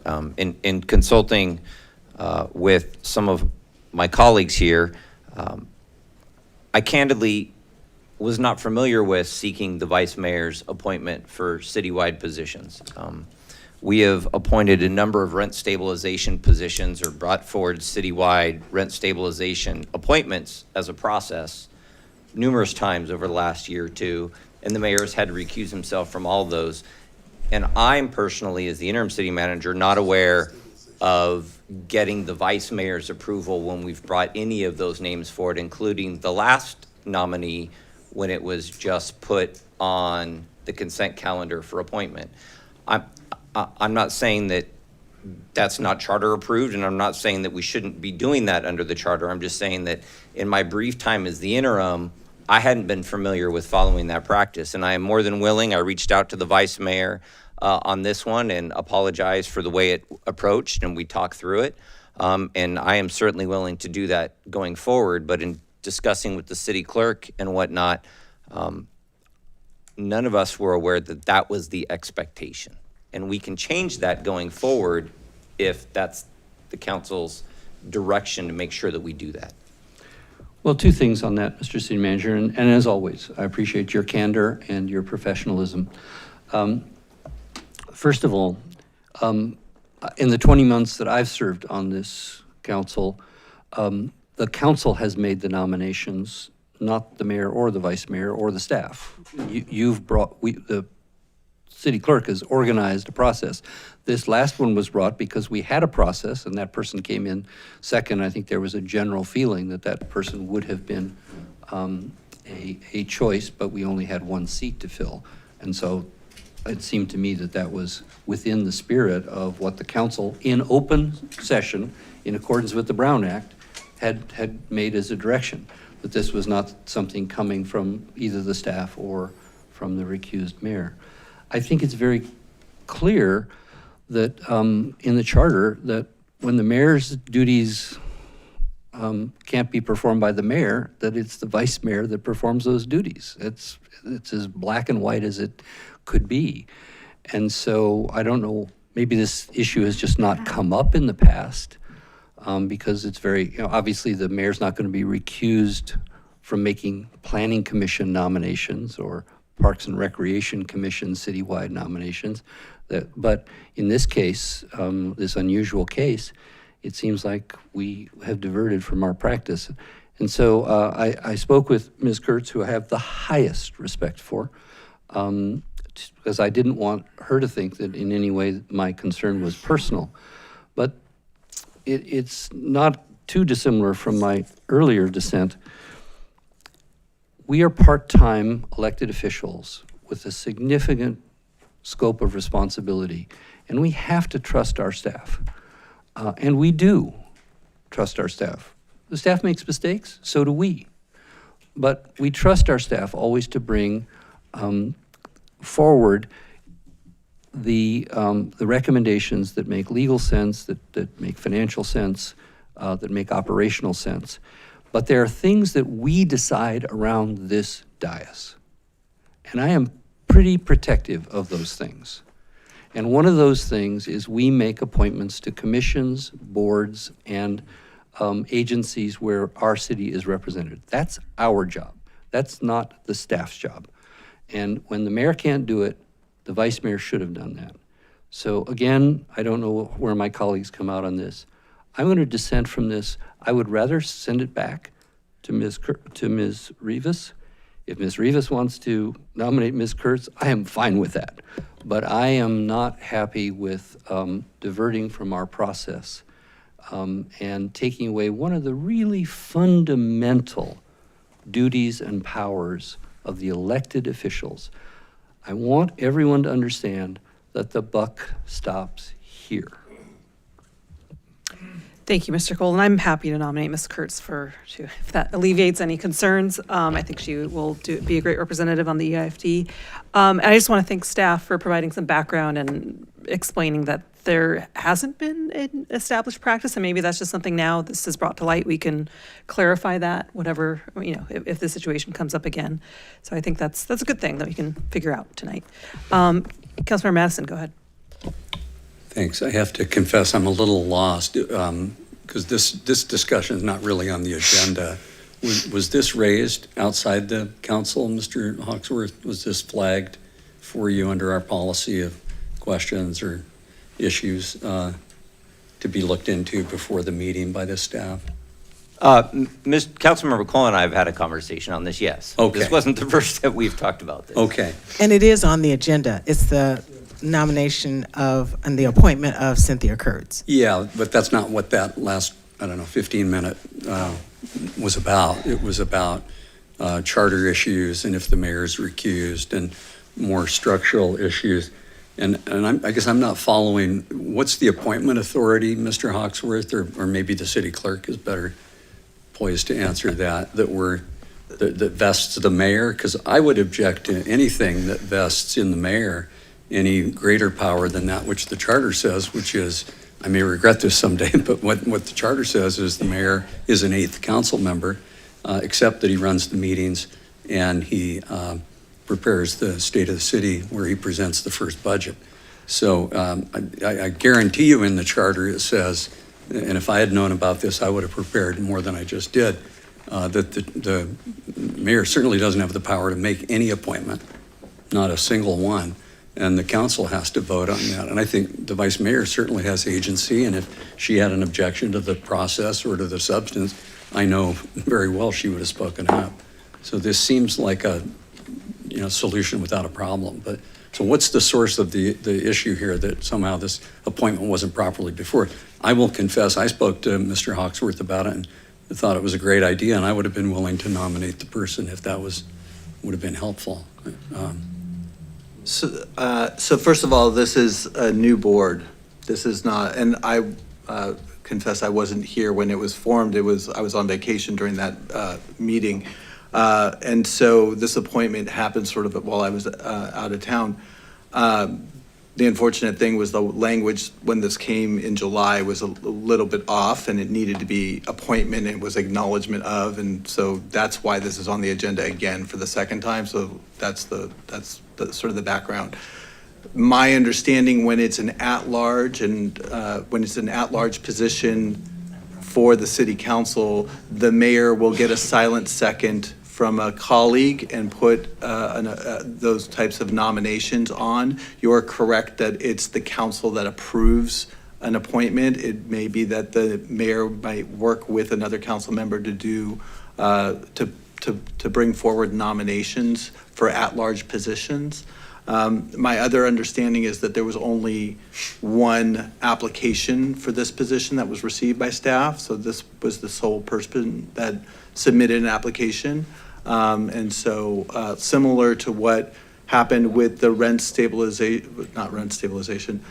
Pasadena Rental Housing Board alternate tenant position that was recently approved, where I submitted an appointment for the council's consideration. There was only one applicant left, and it was a 10-month term, and so there was some background to that as well. I did actually have a brief conversation with the vice mayor prior to that coming forward, saying, hey, I'm going to bring this as a recommended action for the council. Are you okay with that? And she was, so we brought it forward.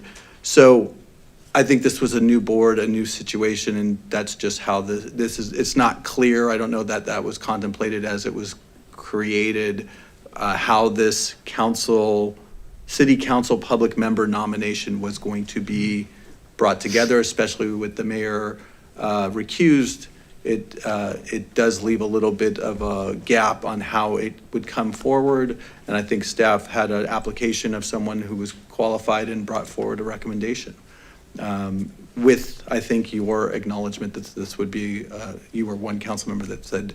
Yeah, I mean, this is the body that deals with the 710, and there was, even though it seemed like the members of the board were lined up ahead of the meeting, which was surprising to me because I hadn't even heard about it, didn't have a representative from West Pasadena where the 710 is. So I think that was a strong factor in supporting such a long time expert servant like Cynthia.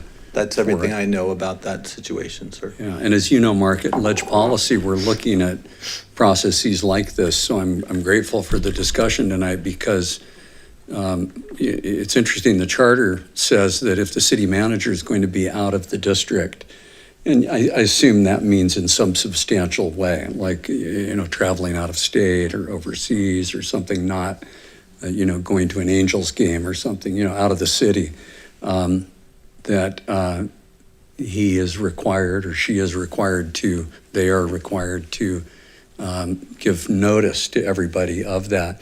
The same is not true for the mayor. And so it may be that it leaves us in situations where we don't get a jump on issues like this in time for agenda review or what have you. And, I'm assuming because the charter talks about absence or disability, and I know that often the city clerk will refer to a recused member as being absent because of recusal. So I'm assuming that absence would include recusal. So anyway, that's helpful, and we'll look at that at Ledge Policy as to whether we should have a similar provision for the mayor so that we all know. You can imagine natural disaster or some exigency. It would be good to know if any of us is acting in that capacity that we're not going to be available, so that. Thank you. Yeah, it sounds like we can definitely talk about this further and make sure it's not, we're not caught off guard next time that comes up. Councilmember Jones, go ahead. Thanks, Vice Mayor, and I only need like 2-3 minutes for this. And first, I'm not sure about the composition of the board being lined up before the meeting. I know the Vice Mayor, myself, and Councilmember Cole were appointed by the City Council, so that would be new to me. And the second is that I think that, we could definitely flesh out the authority of the mayor appointing citywide positions and through Ledge Policy. But I think Cynthia Kurtz is an excellent candidate, and I'm prepared to make a motion to support her appointment to the Enhanced Infrastructure Financing District. Second. Great, thank you. Well, we need the whole item. Actually, it's item 6. We haven't done those yet. For that whole item. I'll do the 4 appointments, yeah. Councilor Lyon, go ahead. Very briefly, I'm mindful that we allotted 10 minutes for the consent calendar, and we are well over our time. Councilmember Cole's point is well taken. I wasn't aware that this was a position that people applied for. I thought she was selected just sort of out of whole cloth. But if there was an application received and it's a sole application, I think it's totally appropriate to put it on the agenda. And I think the point stands that if the mayor is not available, that we then go to the vice mayor to fill those roles, and that should just be our practice. Thanks. Thank you. Councilmember Cole? I'm prepared, as I did before, to support Cynthia Kurtz, and particularly if you're making that nomination from the floor tonight, I will vote in favor. The mayor, I don't know where this is written down, but I know that it is our consistent practice that at-large seats come to this council with a nomination from the mayor, often with a nomination to the mayor of one of us. And that is the process, and it's not just for boards and commissions. It is also for the Foothill Transit Board, for the sanitation district alternate, and on and on and on. The mayor makes the nomination to the council. So the fact that this was new is not really that unusual. This is what we have always done for all of these kinds of appointments. If that's not codified somewhere, it's just our past practice, then maybe we should codify it. But that has been the consistent practice, and in my view, it should have been the practice in this case. But I've had no objections to Ms. Kurtz's qualifications. But I also know that if we only had one applicant out of a city of 136,000 people, that we didn't do a great job of getting the word out, because I suspect there's more than one qualified candidate in our city to serve in this body. But Cynthia Kurtz will do an excellent job, and I'm happy to support her nomination by the vice mayor. Thank you so much. I would just note that there are a number of municipal code provisions that for various positions, it will say nominations by council members, and then the mayor nominates the at-large. So there are some instances where that's reflected in writing. Great. Are there any objections to the motion? Seeing none, that item passes.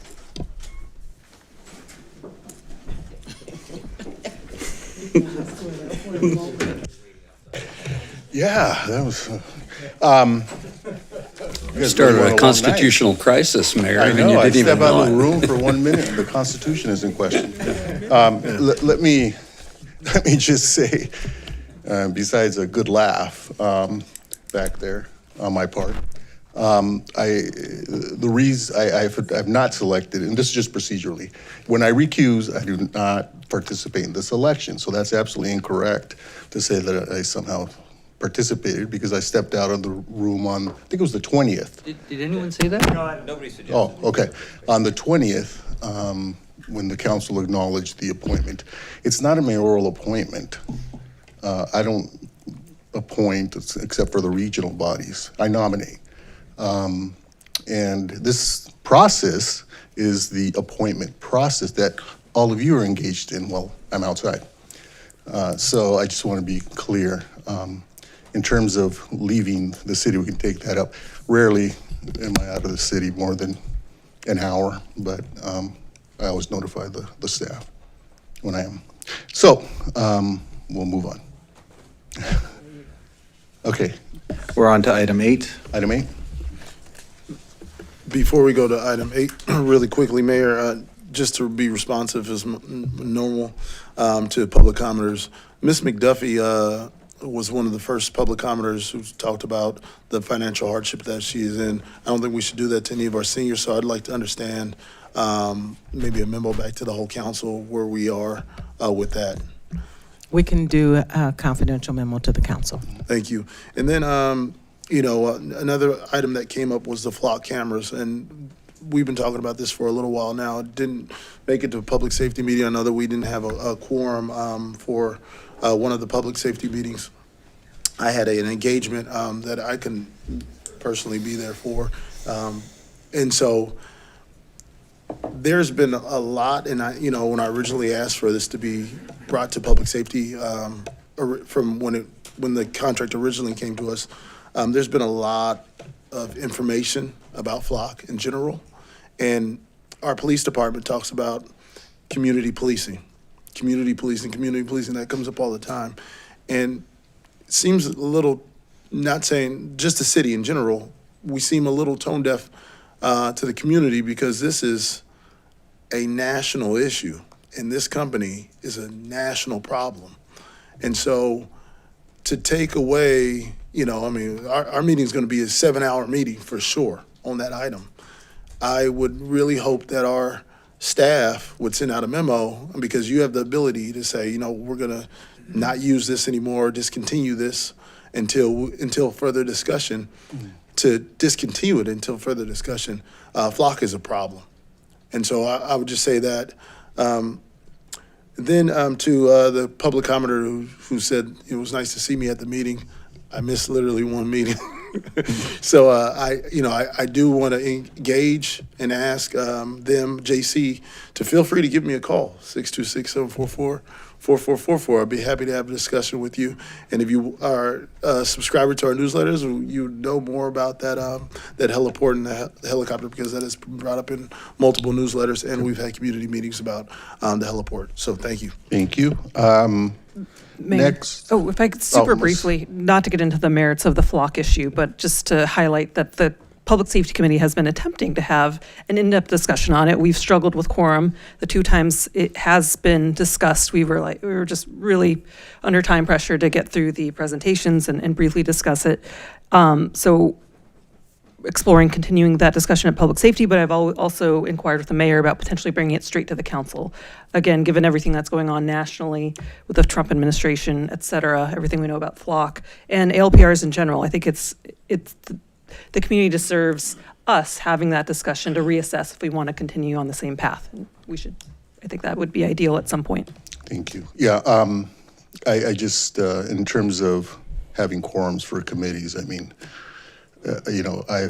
we've tried to have 2-member committees. That didn't work. We have tried a number of things, and it's a very small percentage of this body that can't attend or cancels, and it's created a problem. And that's coming to us next week. And we're going to have an in-depth discussion about. As we should.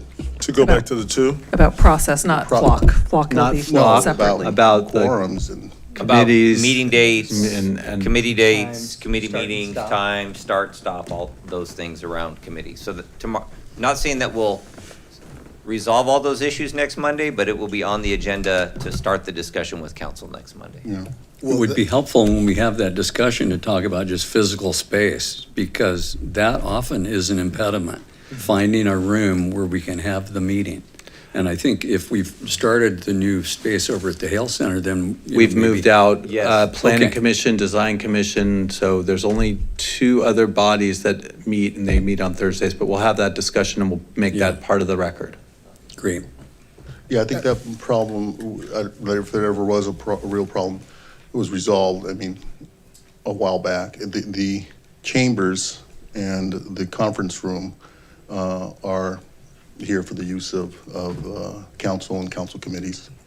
Yeah, Well, and a couple more, and it was a lot more. Right. Yeah. No, but Currently only- priority, in terms of priority. Well, you say that, but if a meeting's been agendized and scheduled, there's nothing you can do about it. So, We'll have it on the agenda, and yeah, that will be look part of the forward to that. conversation. Thank you. It was resolved. Just to make sure that the part of the conversation is potentially to go back to the 2 quorum committee, because I think that is the only path forward, and we just don't talk to each other. We have a about- couple of ideas, and then we'll have some The discussions. council will have lots of opportunities to talk about different committee options and structures.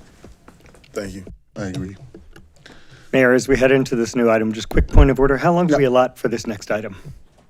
City Manager? 45 minutes. Including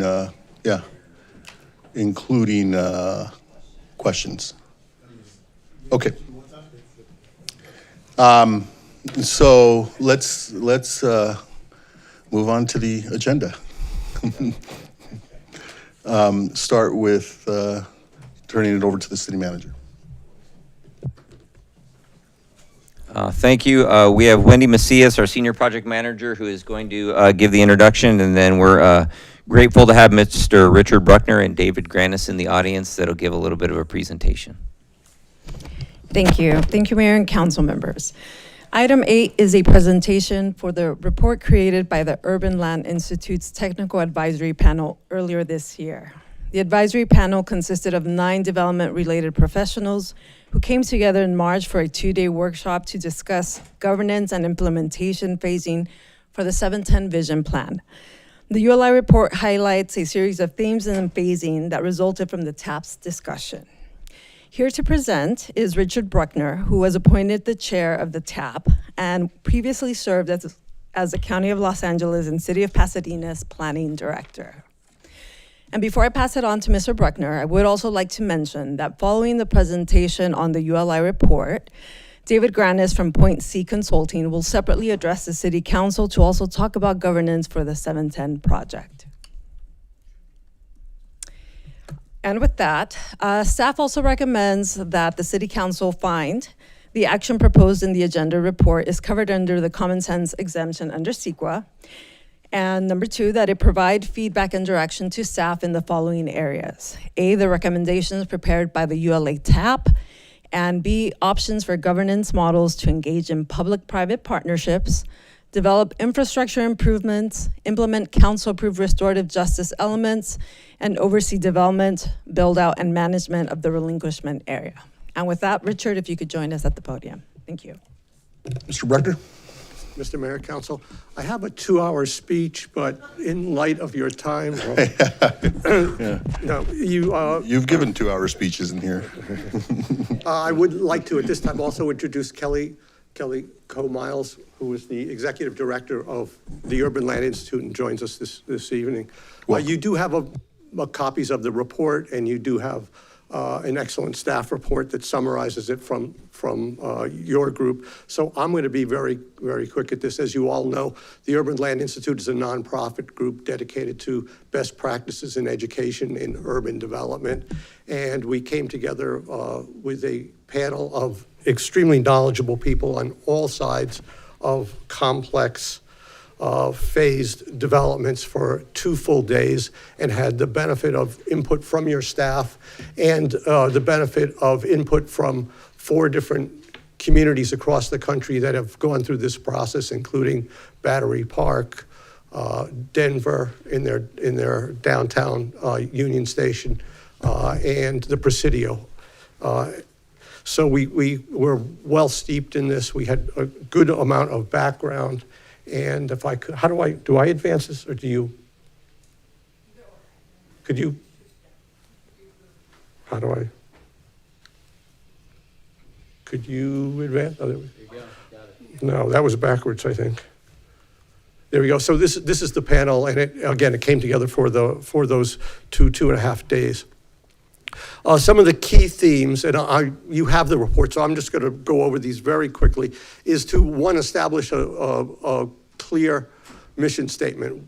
What do you want to accomplish? How do you want to accomplish that? So that at every stage in the process, you can measure each individual step against that, but more importantly, you can measure the outcomes against what you set out to do early on. It's going to be, as this is a large project, we recommend it as a phased process, and I'll talk a little bit about that. I'll also talk a little bit about the governing structure, which we were charged to take a look at.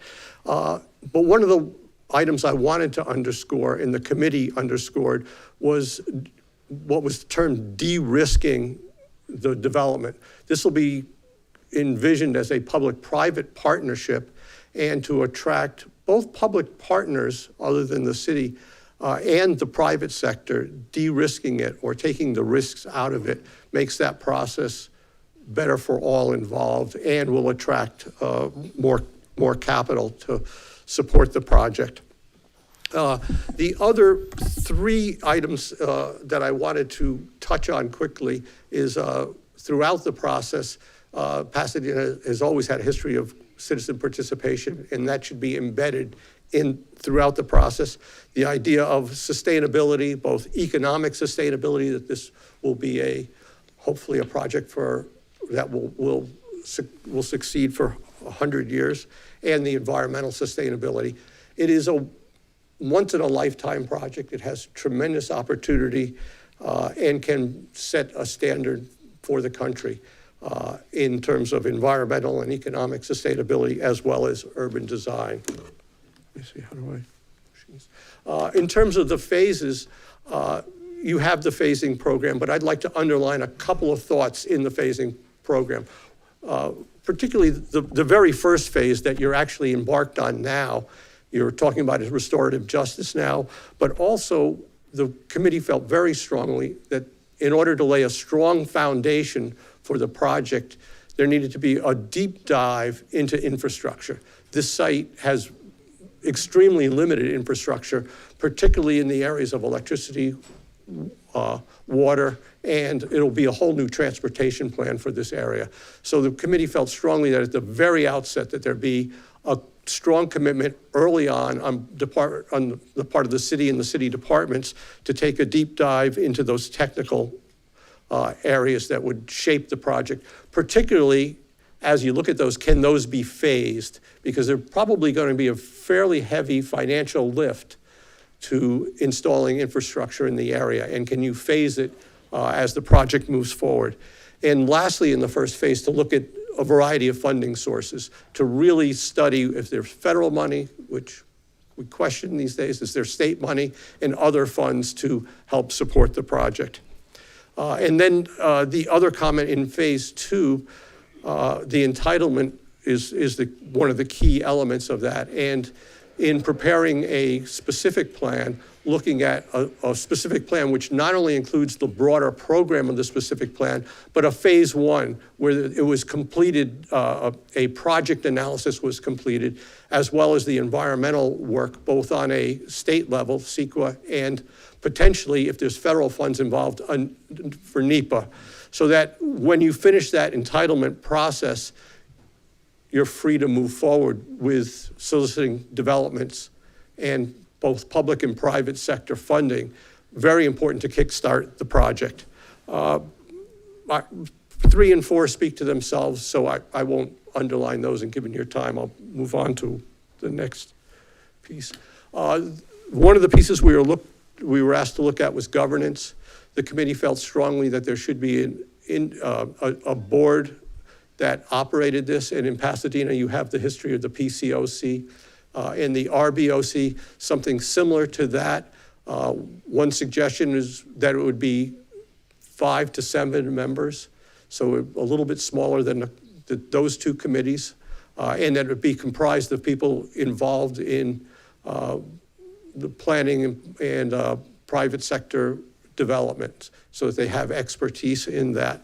I know there's been some concern about how much authority this authority or committee would have. It should have strong guardrails in the specific plan, and financing should be a dialogue back and forth. The specific plan should be in place and should have a good definition of the program and urban design guidelines. And there should be an annual reporting back and forth and a dialogue back and forth with the council, which hopefully allows the development authority flexibility to implement its programs, its task, but with enough dialogue back and forth and guardrails that the council feels comfortable with that committee proceeding. The other point in that, in the specific plan, this will be a program which will take place in a phased manner. And as we all know, the economics of different types of development change over time. And so there should be some flexibility built into that specific plan, so you're not constantly revising it. And those are the things I would like to underscore in the report, but the report was, again, prepared by some very people with great talents and great depth in this. And I would, if you have questions, go back to that report. I thought it was thorough, and I thought the staff report was thorough. So in the interest of time, I'll turn this over to Mr. Granis. Thank you very much, Richard. Mr. Mayor, members of council, quick disclaimer, I'm not running for judge.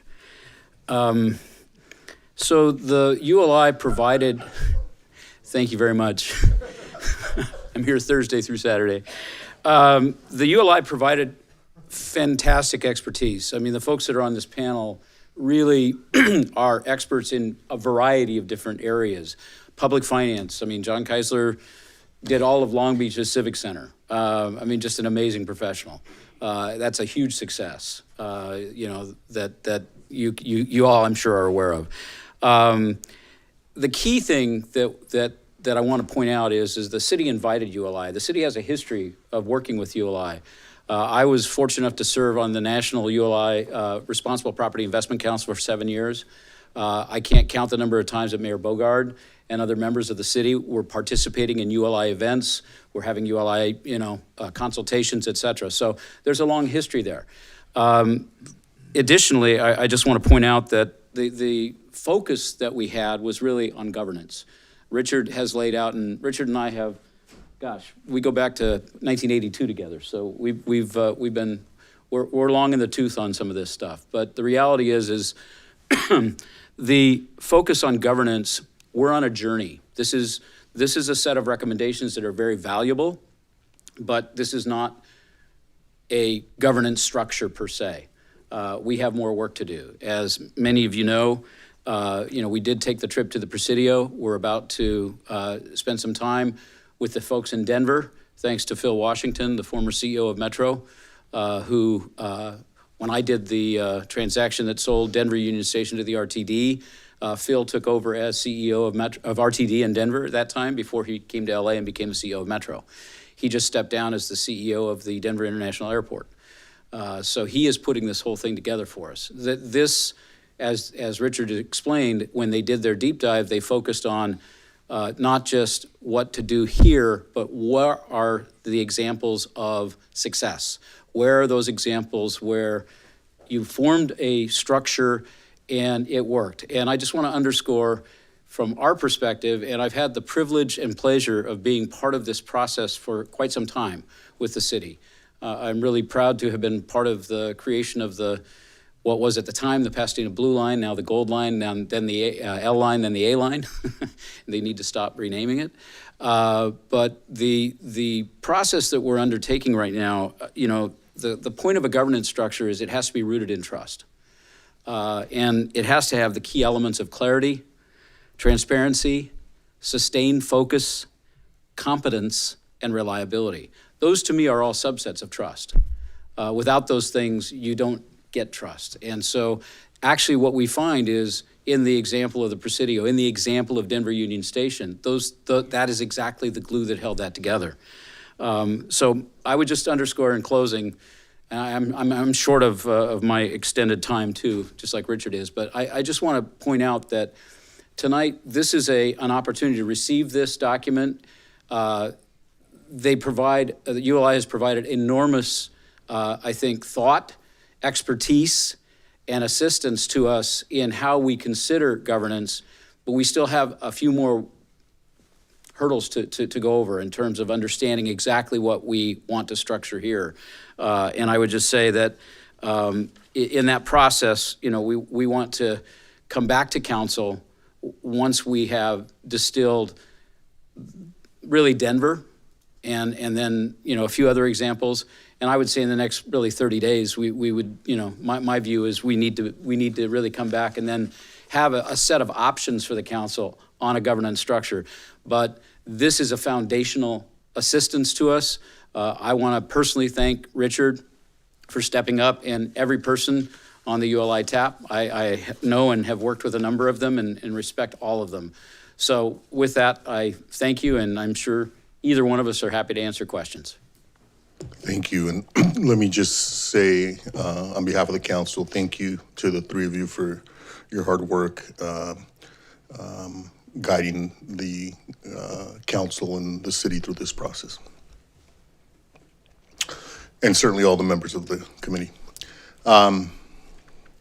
Mr. Madison is first, and Mr. Cole.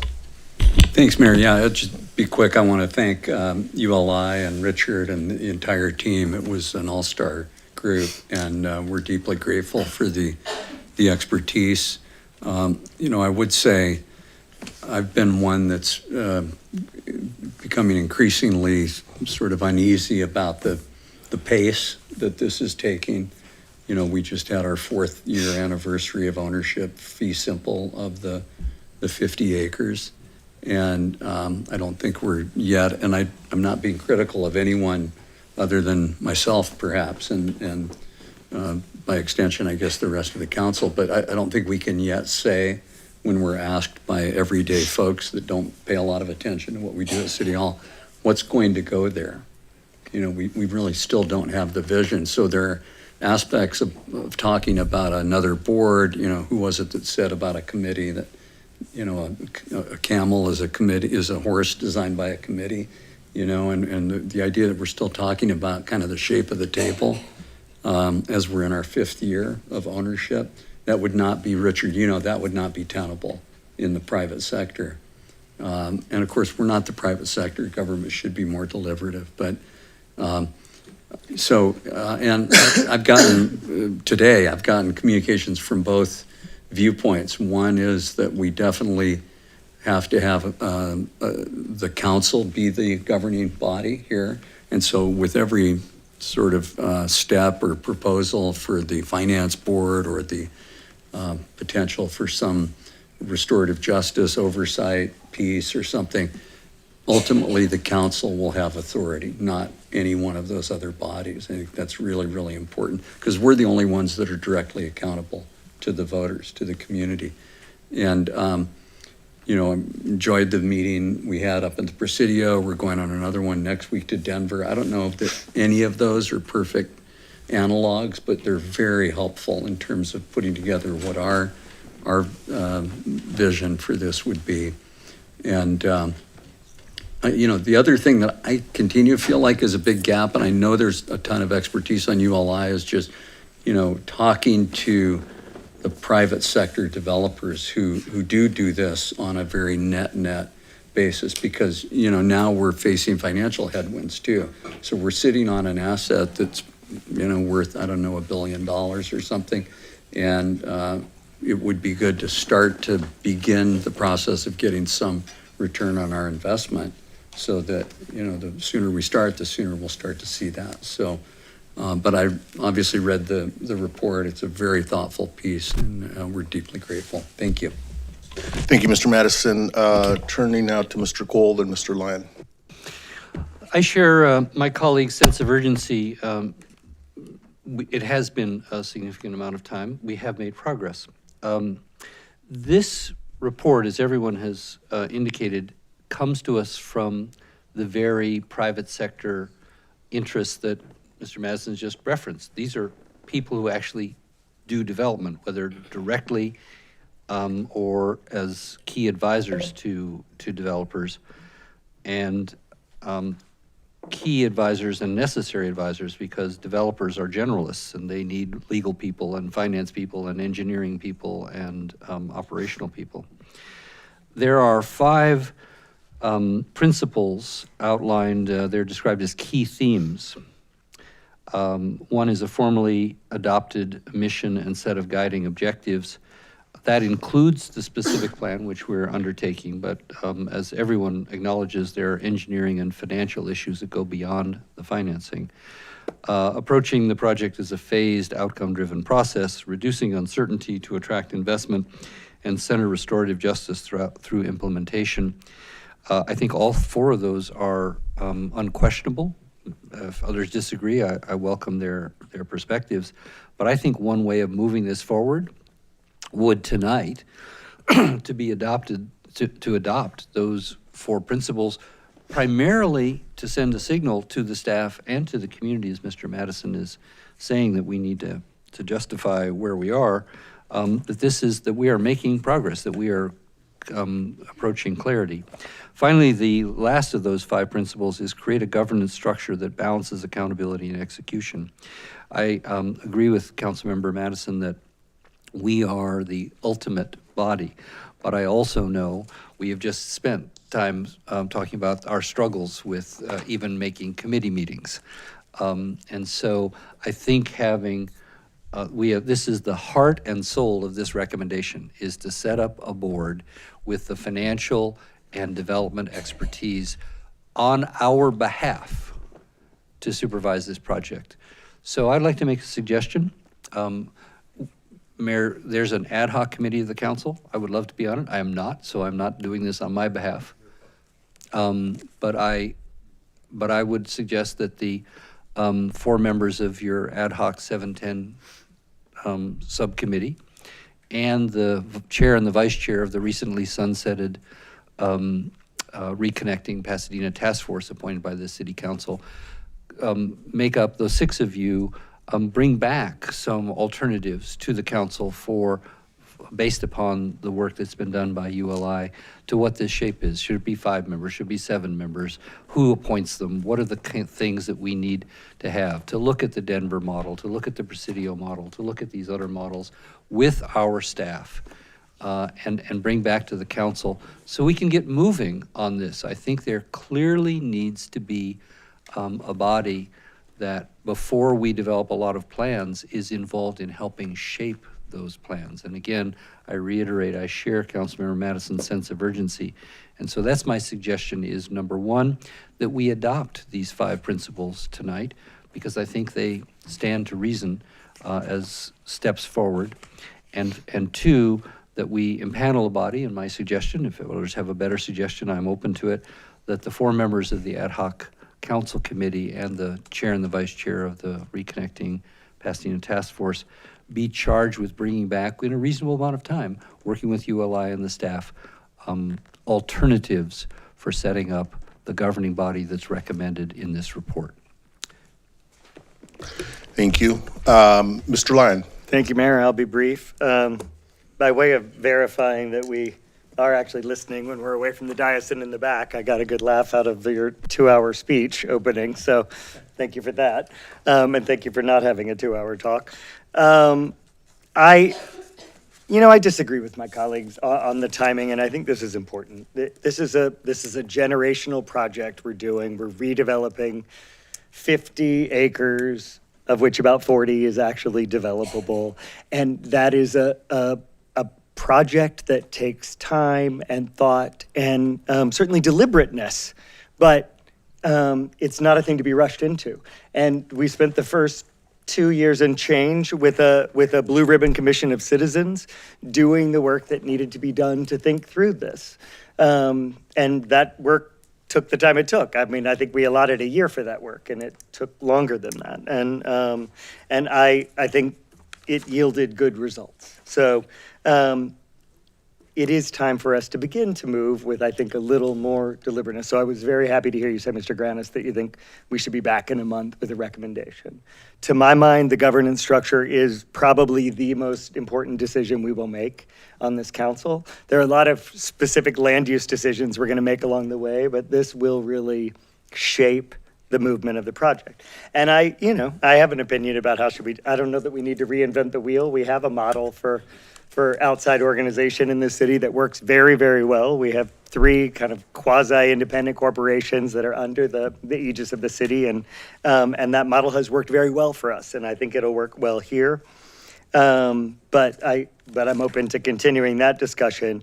To my mind, both the themes for implementation are fantastic, I have to say. It just frames the work very well and gives us something to keep looking back to gauge our progress.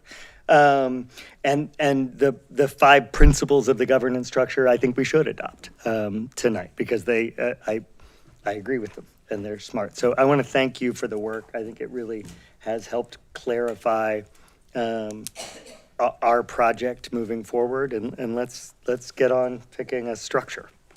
Yeah, thank you. I appreciate your comments, everyone's comments. I couldn't agree with you more, Mr. Lyon, that we have to be careful in how this project is handled, because it is generational. There are no do-overs, I should say, in a project like this. We can't, for short-term political expedience or any other sort of expedience, rush a project of this importance to our city. People say to me, well, there's, it's an important part of West Pasadena and the neighborhoods. And I say, absolutely. But that's just the west side of the 710. There's also the east side of the 710 stub, where we have our most historic business district. And then I've said it before, it's also a public safety corridor to Huntington Hospital and a way to maneuver through the city and including other neighborhoods. And then it's a transportation gateway to the south, to the 134, the 210 east, the 210 west. And so 134 east and west. And so, these are all elements of a very important generational effort that need to be balanced. And so to say, we need to get it done is, yes, important, but we have to more importantly get it right. And I point always to what I knew as the Plaza Pasadena, right here near City Hall. They at that time, people moved quickly because malls were the thing. Now malls are not the thing. I can't tell you how many malls throughout the region I drive by that are just empty. We moved quickly, took down some beautiful buildings, and now we have what I consider to be an appendage in a part of our city that we have tried over and over and over to reinvent. Now, having said that, I think the current holders of Paseo do have their eye on improving that center, and we should be supportive. But I just want to caution us about getting it right, ensuring that we strike the correct balance, and that we don't spend the next 40 years like we have with the what was then the Plaza Pasadena, trying to correct what happened there. My constituents in District 6 constantly tell me, they're concerned about, specifically that issue, getting it right. And so we should listen carefully to them. With that, I'd like to thank staff, Wendy, and Dave Granis, although you're not officially on our staff, I certainly consider you part of our team. Kelly, thank you for your efforts, and of course, Richard, you were a staff member, and I would say staff member, a planning director, emeritus, and so thank you for your volunteer work, having given so much to the city as a staff person previously, and of course, Mick Hansen and all of the committee members who participated in this process and brought us to this point. And now it is, as Mr. Lime puts it, it's on us to move with deliberateness, but at the same time not lose sight of getting it right. Mr. Cole? As usual, Mayor, you make excellent points. I would like to test two motions. The first one is on page 3 of the report. Both Councilmember Lyon and I have referenced the key themes. Establish a clear and durable North Star, approach the project as a phased outcome-driven process, create governance structures that balance accountability and execution, reduce uncertainty to attract investment, and center restorative justice throughout implementation. Each of those principles has a very clear and thoughtful explanation. I would like to endorse these. These are not official city policies, but that we endorse these as guidelines to shape our actions going forward. So that's my motion. Second. Okay. I'll wait to dispose of the first. I wanted to know too. Yeah, you're not gonna tell us what the second option is? The second option, I made a suggestion that we impanel a committee. I suggested a structure. Others may have, I'm open to friendly amendments, a structure to actually begin studying a governance structure. I agree with Councilmember Lyon. We have a model with our operating companies. I participated in the creation of the Rose Bowl Operating Company. I believe in that model.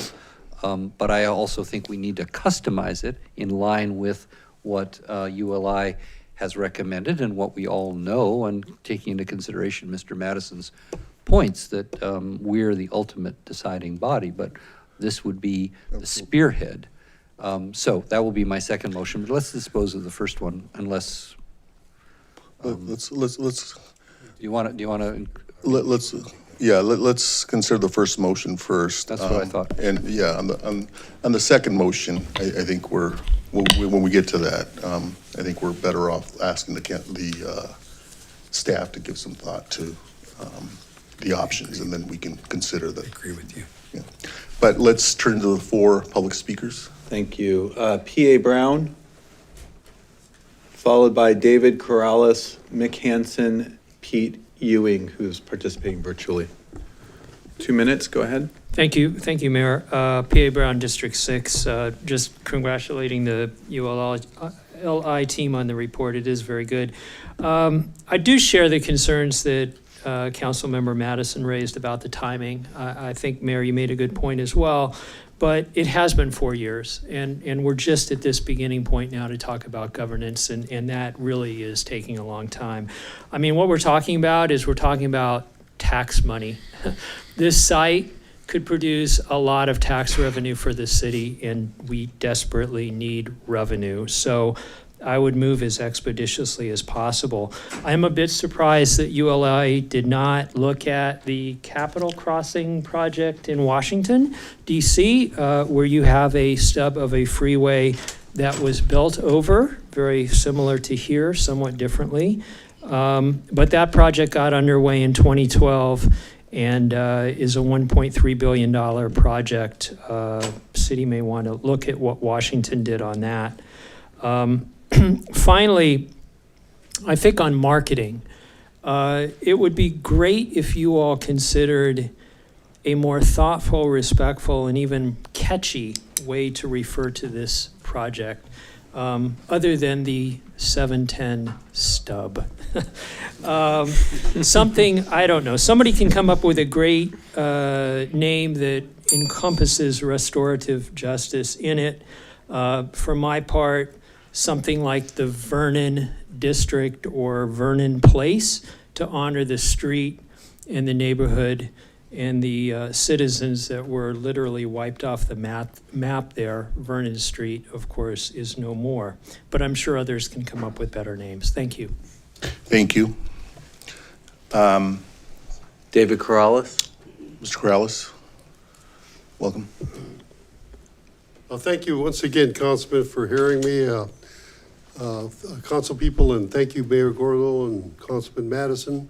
I come before you to ask you to please move forward on this MOU.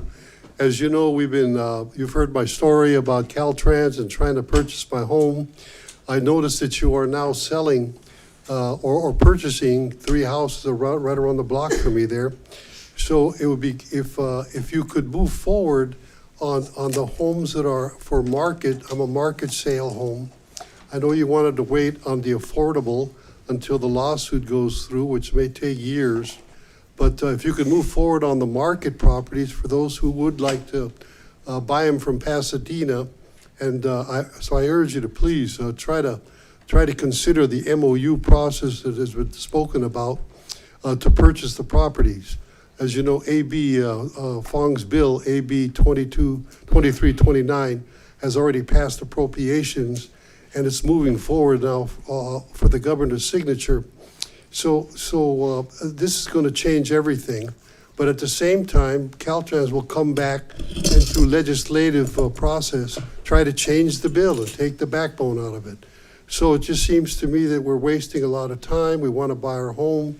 I've showed the financial capability, and they refuse to move forward.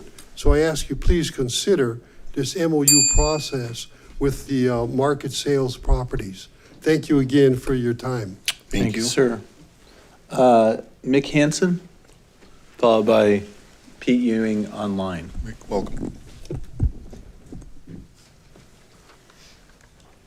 Mayor Gordo, council members, and staff, thank you for the opportunity to comment on this issue. And I also want to thank Mr. Granis and Mr. Bruckner for all their work. Many of us have spent years and significant effort and resources for the repatriation of this stub. Going forward, alternatives are being suggested as how we need to proceed. And the ULI report suggests establishing an independent entity to oversee and implement the build-out as an excellent idea. It's essential that this entity be singularly focused on reconnecting Pasadena and not subject to political and or economic changes and fluctuations or to variations of ideologic preferences. The ULI report has some valuable and functional recommendations that selectively chosen may be able to guide this process and ensure that sound strategy and purposeful work are able to be accomplished in a timely underlined and effective results. And I'm confident that all of you will be able to decide in a very judicious manner how we go forward. So thank you. Thank you, Mayor. Thank you. And the last speaker is Pete Ewing. Okay, no, apparently not online, so we have completed public comment on this item. Great. Okay, again, is there a motion? There is a motion. We have a motion to endorse as guidelines the themes articulated on pages 3 and 4 of the staff report, and was moved by Councilmember Cole, seconded by Councilmember Lyon. It's actually page 3. It actually goes to page 4, I thought. Maybe I'm wrong. I'm happy to do it all, but I was just thinking the Sorry five about that. principles on page 3. Okay, so just the first 3, is that? Sorry. There are 5 key themes observed of the ULI report. Oh, of Page the 3. ULI. I thought you said the staff report. My apologies, Oh, sir. no, I was talking about the ULI report. I got a written communication from Mr. Ewing. Did you receive anything, Mark? If not, I'll forward it to you. We did have one letter advocating for the freeway stub to be governed by elected officials of the city and not to be outsourced. Is that That's from John Favre, if I recall. Yeah. Yeah, That's- no, I haven't received anything beyond that, at least. okay, I'll forward you this and you can make it part of the record. Please do. Thank you. Okay. There's a motion and a second. Are there any objections to the motion? Okay. So I heard you, Mayor, and Councilmember Madison express a desire to have the staff propose a path forward. I'm not opposed to that, but I'm wondering what would staff know about, I mean, we have to make this decision as a council. I suggested 4 members of this council, not including me, and a couple of people from our task force appointed by the council. If someone has a better idea, staff or anybody else, I'm happy to do that. But I actually would like to move this forward. I do think we would benefit from the staff's thinking and also from our outside consultants' thinking to have a thoughtful discussion and consider all options, not necessarily excluding the concept or the idea that you raise, but rather than make that decision now, I would prefer to have staff and potentially a council committee, but we'll start with staff. And maybe with the advice and consent of the ad hoc, bring forward some options for the council and frankly for the public to be able to weigh in. Well, I'm not sure I understand then. You're saying that all I'm suggesting is a committee to come up with options, and they would work with the staff and our consultants to come up with those options. And are you saying Oh. that the staff would come up with governance options and we wouldn't have council or community No. input into that? No, no, no. What I'm suggesting is that and maybe we're closer than I understood. What I'm suggesting is let's let the professionals come back to us and, have a discussion with the ad hoc committee and brainstorm different options that the council can then consider as a whole. And maybe that's the intent of your suggestion. Options for the governance structure or options for a process to develop options for the council? Because that's what I'm suggesting. No, for the governance structure itself. Okay, so the only difference between what you're suggesting and what I'm suggesting is that I would like to see the chair and the vice chair of the Reconnecting Pasadena participate with the staff and the council subcommittee, because I think they spent 2 years on this, and I think particularly on the restorative justice element, they would want to be heard on the governance structure, and I think they would contribute to it. But again, I'm not wedded to a particular approach. I'd just like to come out of tonight's meeting with an approach. Why don't we send it to the ad hoc and to work with the staff? Yeah. I'm comfortable with that, as long as it comes back relatively soon. Yeah, to work with the staff. Okay. On a process for, you're not coming back with the... No, on options for governance itself. Options for governance structures. Okay. Yeah, I've been in the queue, Mayor, and this is entertaining, but if I could, I'm where you are, Mayor. I think the ad hoc can work with the staff, and, we've taken a significant step tonight. We've received and filed this terrific report from ULI. We've adopted the 5 sort of thematic directional guidelines, and I'm quite confident staff and our consultants working with the ad hoc will be able to come back with hopefully a short list of governance options that the council can adopt. The restorative group, I think, is working on their own report to come back to us, and I wouldn't want to sort of recouple those efforts. I think the buck stops here. And, we should do it with the ad hoc. We'll be able to move more quickly and then come back to the council, hopefully very, very soon. So I support that approach, Mayor. And I don't know that we even need a motion. I like authoring motions too, but I think if we can give that direction to our staff now that we've adopted Councilmember Cole's motion for the themes, we're good to go. Yeah. And remember, I'm the one that keeps saying, let's go, let's go, let's go. So Yeah, I was I'm gonna say, very comfortable with that. Sounds like you also think we've made progress. Some, yes, sir. There's always room for improvement. I don't. My college basketball coach used to say, if it was easy, everybody'd be great, and those words of wisdom. I don't need to make a motion. I'll defer to my colleague's suggestion that it be just, but the task force was not just restorative justice. The task force that we appointed created a vision. I think among the elements that were important to them was restorative justice. I still think they have a valuable contribution, and I hope, but it's not part of the direction. I hope that you will consult with them as an ad hoc committee. I think there's certainly the opportunity for when we come back for comments from the public. But I also think there's an important procedural issue here.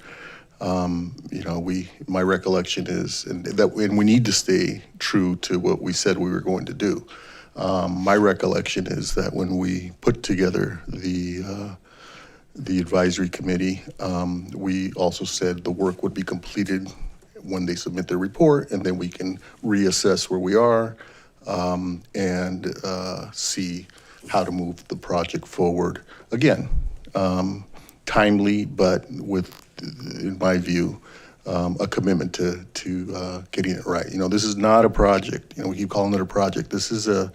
We are constructing a city here. And if we think of it as a development project, we will fail to reconstruct our city. And you know, I can't implore any of us enough to say, you know, let's keep our eye focused on the big picture here. It's not a project. We are restitching a city. Okay. With that, I think that completes this matter. Again, much gratitude to ULI, Kelly, thank you. Mr. Bruckner, you know, can't say enough. You did a great job chairing. Mr. Granis, thank you. Mick, to you and your colleagues, thank you. And Wendy and the rest of the staff, thank you. Okay. Thank you all very much. Library. Ordinances. We're going to go to ordinances. We're going to do 9, 10, 12, and then come back to 11 because there are two members that are recused from item 11, or will recuse, I think, from item 11. So item 9 is an ordinance of the City of Pasadena amending the official zoning map to establish the Arboleda Drive LD 29 Landmark Overlay District. This was introduced by Vice Mayor Rivas to adopt this ordinance. Councilman. And I need to recuse on this one. This is within 500 feet of my residence. So I will my apologies. step out.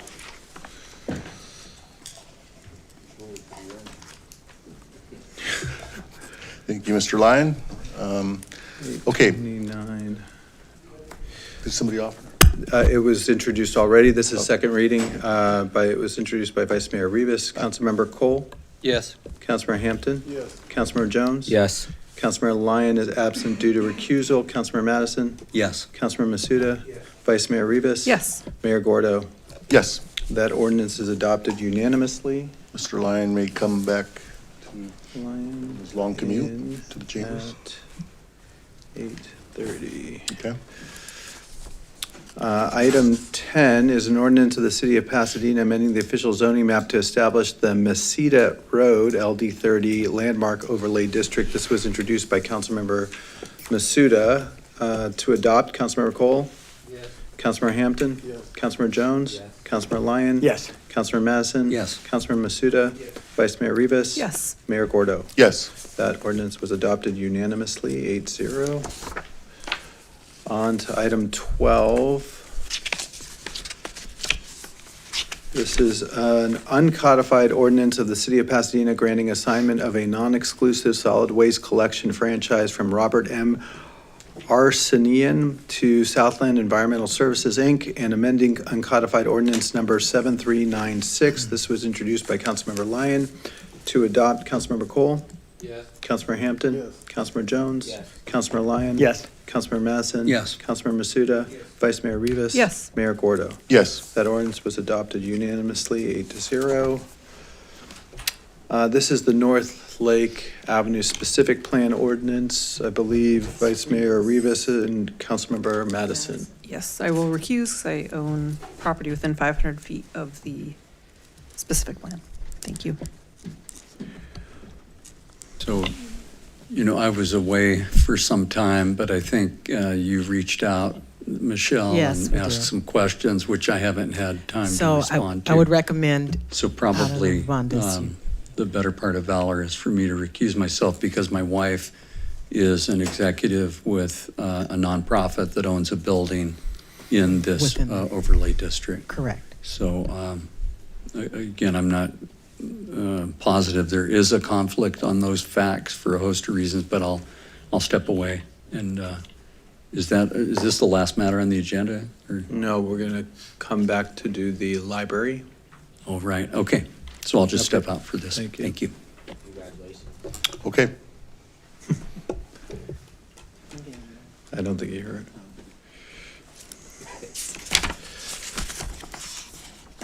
Okay. All right, so this is an ordinance of the City of Pasadena amending various sections of Title 17 zoning code of the City of Pasadena Municipal Code to implement the 2025 North Lake Specific Plan in Chapter 17.34 North Lake Specific Plan, and amend the official zoning map to modify the boundaries of the North Lake Specific Plan, redesignate zones within the North Lake Specific Plan area, and at 60 South Virginia Avenue, 701 and 709 North Mentor Avenue, and 1311 and 1321 North Mentor Avenue in Chapter 17.20 zoning districts, allowable land uses, and zoning specific standards. Section 17.20.020 zoning map and zoning districts, and amending zoning code section 17.30.030 2023 Central District Specific Plan allowable land uses, and 17.30.080 2023 Central District Specific Plan open space for consistency. This was introduced by Councilmember Cole. To adopt, Councilmember Cole? Yes. Councilmember Hampton? Yes. Councilmember Jones? Yes. Councilmember Lyon? Yes. Councilmember Madison is absent due to recusal. Councilmember Masuda? Yes. Vice Mayor Rivas is absent due to recusal. Mayor Gordo? Yes. Motion was, that ordinance was adopted unanimously 6-0. And we are on to the last item. Okay, a very important matter to the city is our last item, and that's the renovation of the Pasadena Public Library. It's important, not just architecturally, but it's also a tremendous expenditure, and we're all curious to hear the presentation. Since it worked so well last time, how long did we allot for this one? 15 minutes. 5 minutes. That's right. Done. That's right. 5 minutes. We listed this item as 60 minutes, but I do think that the report that they're going to bring forward is brief. It does allow time for questions. I will say, as Greg DeVink, our director, walks in, I think this report acknowledges that while we've made good progress in the last few months, we still have a long ways to go in terms of local hire, local recruitment, local sourcing. But I'm really pleased with the team that we have together, both city staff, our consultants, and PCL, our contractor partner. I think that everybody is now rowing in the right direction together. And so I'm very optimistic that we're going to take the lessons that we've learned through the first phases, apply them to the following phases, and it'll put us in a better place for even future projects as we move forward. So with that, I'll turn it over to Greg. All right. Thank you. Good evening, Mayor, Vice Mayor, members of the City Council. My name is Greg DeVink. I'm the Public Works Director, and I will be doing a presentation tonight on the update of our progress with the Central Library. We do have in attendance consultants, contractors, city staff. We should be able to handle any diversity of questions you may have for us. But with that, I'll get going. This presentation is going to have a bit of background, construction progress and schedule, local workforce and economic impact, a little bit about the Mayor's Technical Oversight Committee, project budget, financial status, next steps, and recommendation. On July 21, 2025, Council authorized the construction manager at risk form of contracting for the city. That initiated Phase 1 and Phase 1A. Phase 1 was for a contractor to come on board and develop a guaranteed maximum price. 1A, we figured we could advance the schedule by also starting at the same time, selective demolition, removing and protecting the architectural features of the building, and developing the GMP at the same time. Then in March 2nd, 2026, we initiated the Phase 2, which is the construction, the major portion of the work, and we amended the contract for a total of $186 million. I do want to point out that this project got a slightly different start than the typical construction manager at risk, and that's because it was our first one. Council had not adopted this form as an acceptable form of contracting earlier, as now it's in place. So we did have the design further along than normal before we brought in a construction manager, but it still worked out quite well. With that, for Phase 1 and 1A, we did hit the major milestones on budget and on schedule for selective demolition, hazardous material abatement, protecting the historic features, and developing the guaranteed maximum price.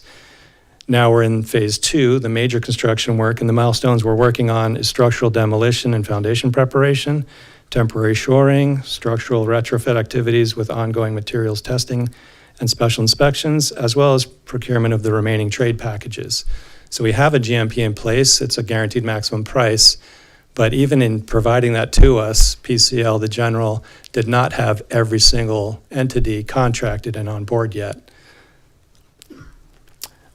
This is a schedule. We are on schedule. This is just a list of some of the major tasks, start and stop. We do anticipate finishing with the original anticipation date of August 31, potentially a little earlier. We're trending earlier, not later. And this is aligning with the council's approved baseline schedule that we presented at the time of award. This is a picture of what's going on inside the library. This is a lot of the work. They're building rebar cages and then they're blasting them with gunite, which is a very viscous cement product. However, it's thick enough that you don't need formwork. You can shoot it all around the rebar. It performs a lot like concrete when it's done, but you can actually trowel the wall smooth, and this is how we're making the library much more seismically resistant. The major problem with the entire library is that it doesn't have reinforced masonry. There's no steel in the masonry. So steel has tremendous tensile strength, concrete has tremendous compressive strength. You need both to resist an earthquake. So the picture on the left is where PCL has been digging out foundations, setting rebar cages. They'll pour footings. Then on top of that, they will blast gunite against the rebar above, which is what you saw in the prior photo. On the right is a picture of the library, how it kind of looks today. There's a lot of scaffolding around. The box on the left is actually an elevator that tracks up and down the scaffolding. They are removing a lot of the roof tile. So a lot of the trades haven't happened yet, but they're doing demo and concrete work inside. And the scaffolding all around the outsides, primarily for removing all the roof tile. A little bit of interesting trivia is most of the roof tile is coming off to be reused. And the original manufacturer of that roof tile is still in business today. So we actually are going to buy tile from the same manufacturer who provided it 100 years ago. That's pretty cool. Moving on, the next part of the presentation is the local economic impact, and I'm going to turn it over to Hayden Melbourne, a principal civil engineer, and this is one of his projects. Good evening, Mayor, Council. Good to see you again. Hayden Melbourne, principal engineer, public works engineering for the record. PCL continues to implement and emphasizing local hiring throughout this entire project.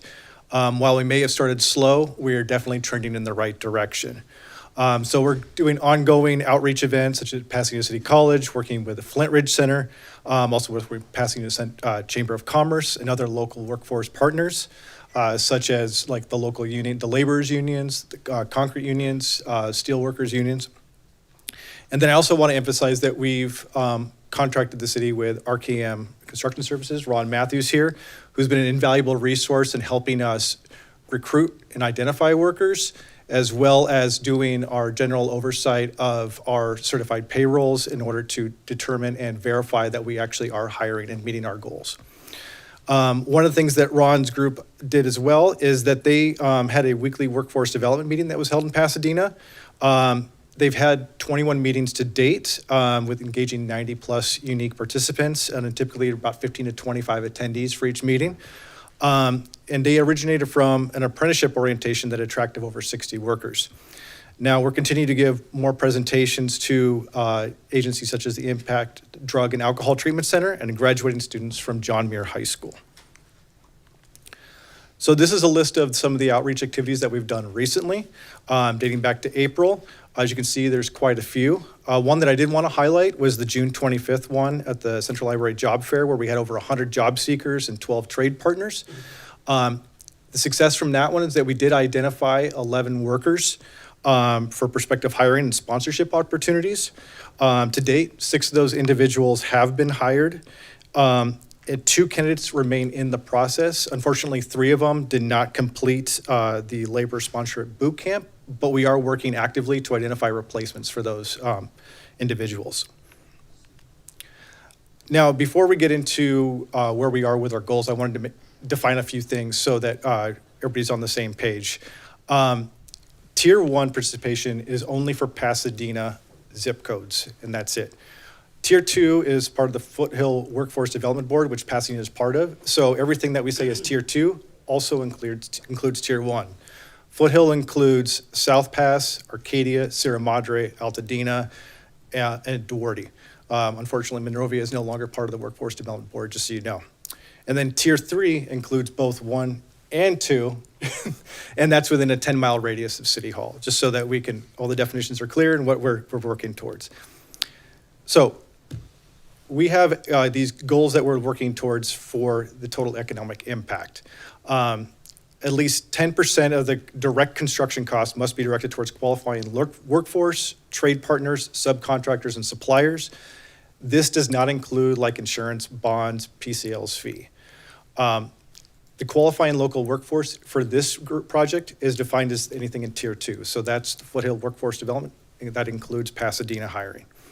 Now, one of the things that we do have is that we do include PCL's project management site staff. That's only on site. Does not include their higher ups, the CEO sitting at the office in Glendale. He's not part of this. So it includes 5 workers, that's 3 full-time and 2 part-time employees that are sitting over in the job site trailers every single day.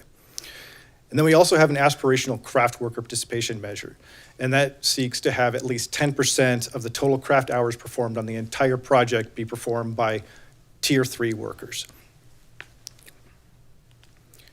So one of the things that I wanted to emphasize is that I know that we have a very keen interest on what is being done by Pasadena workers. So we've broken it out for the local economic impact, and it also includes Tier 2, but we wanted to highlight Pasadena Tier 1 workers. So this includes both phases 1A, the demolition, and the current work being done in phase 2. To date, we've spent approximately $186,000 on local hire wages, $220,000 on local trade partners and subcontractors, and $147,000 on local supplies and materials, for a local participation of $554,000, or roughly 5.5% of those direct construction costs to date. We also wanted to break out the professional service workers and the PCL stuff. So you didn't see that as part of the craft worker and local breakdown, but we did want to highlight it here. So far to June 30th is the cutoff date that we're working with, is that we've already spent just over $1 million in the local economic impact. This does not include anything that's coming down the pipeline, which I'll show in a later slide. And I also wanted to highlight that direct construction costs do not include all the overhead, such as the bonds and insurance and fees. So you'll see later that our drawdowns are much higher than the 10 million, but the 10 million is the denominator that we've created. So that's actually direct construction costs.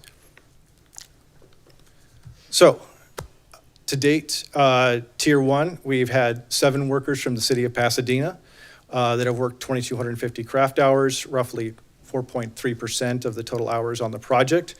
Our Tier 2, which is part of that local impact goal, is at 4.74. But you'll see as part of our aspirational craft worker goal that we were going to do, that included all of Tier 3, we're at 16.5% of the total hours worked.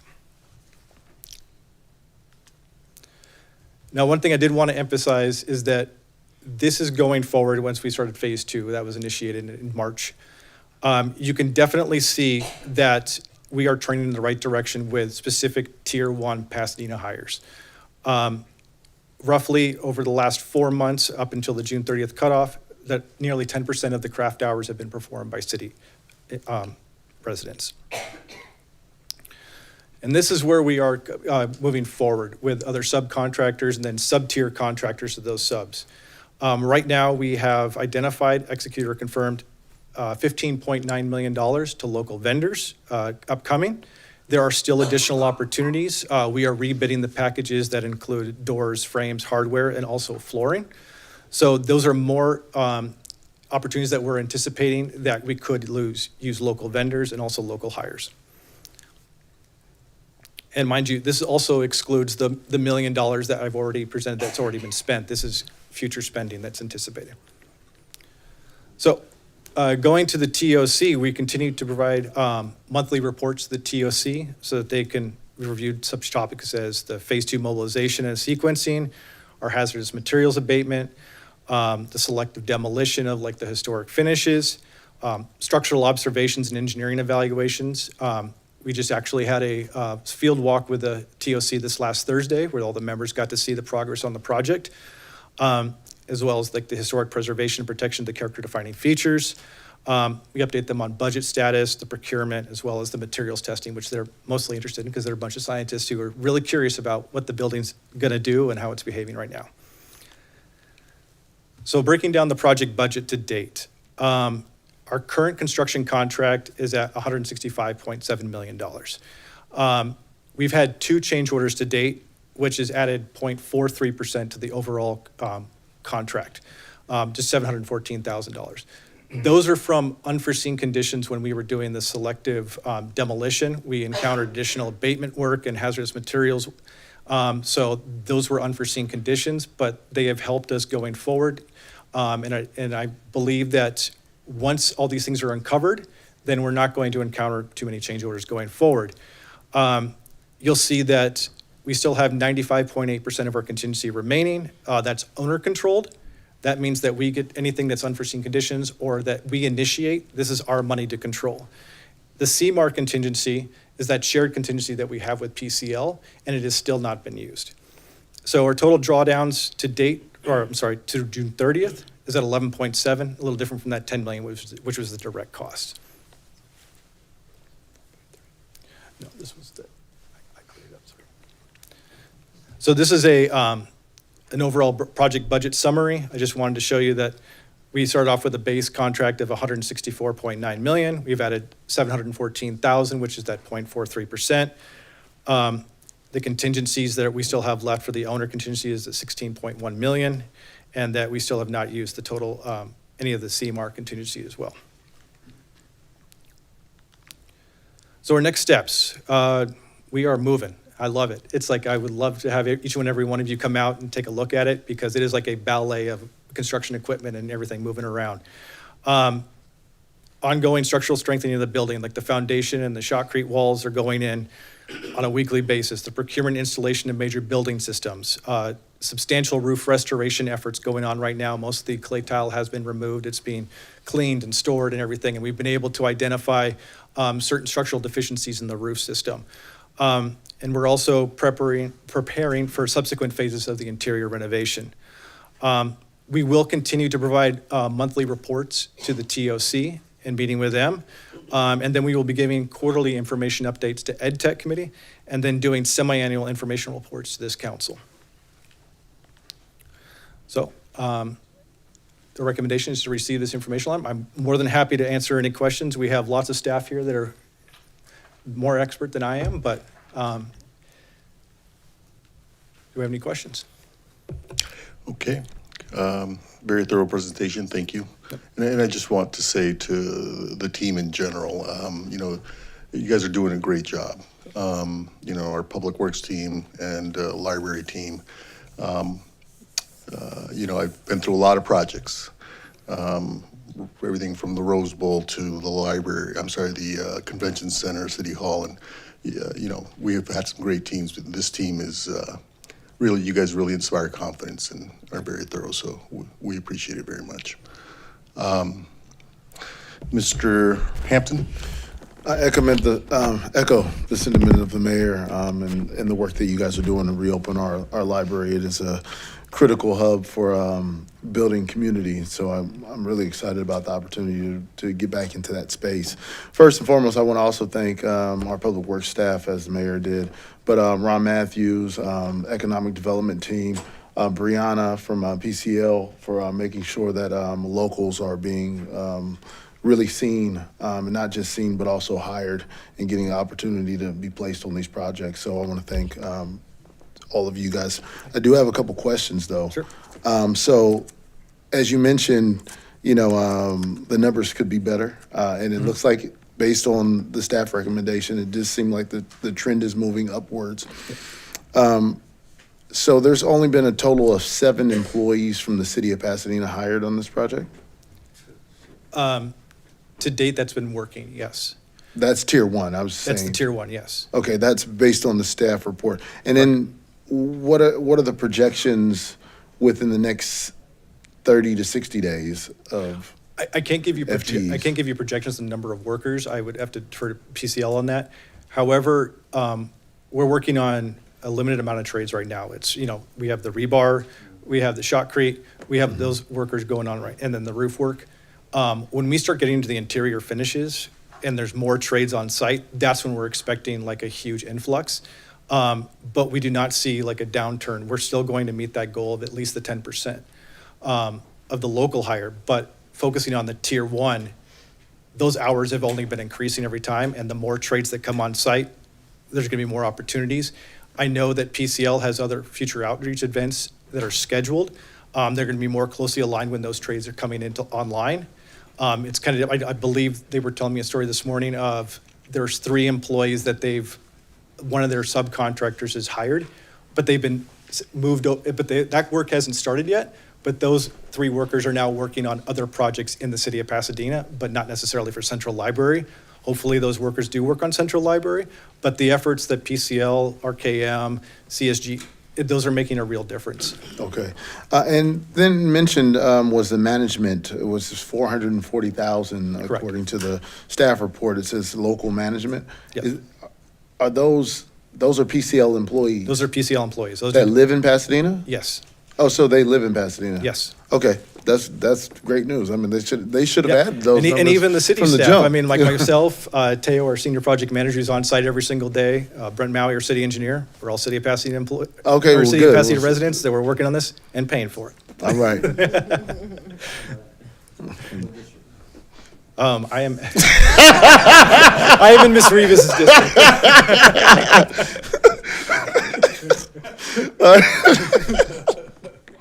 We'll get back to my, then, as far as a local hire and procurement, that was promising. So the numbers of local hire are they reflective of those that we're also procuring goods and services from the contractors?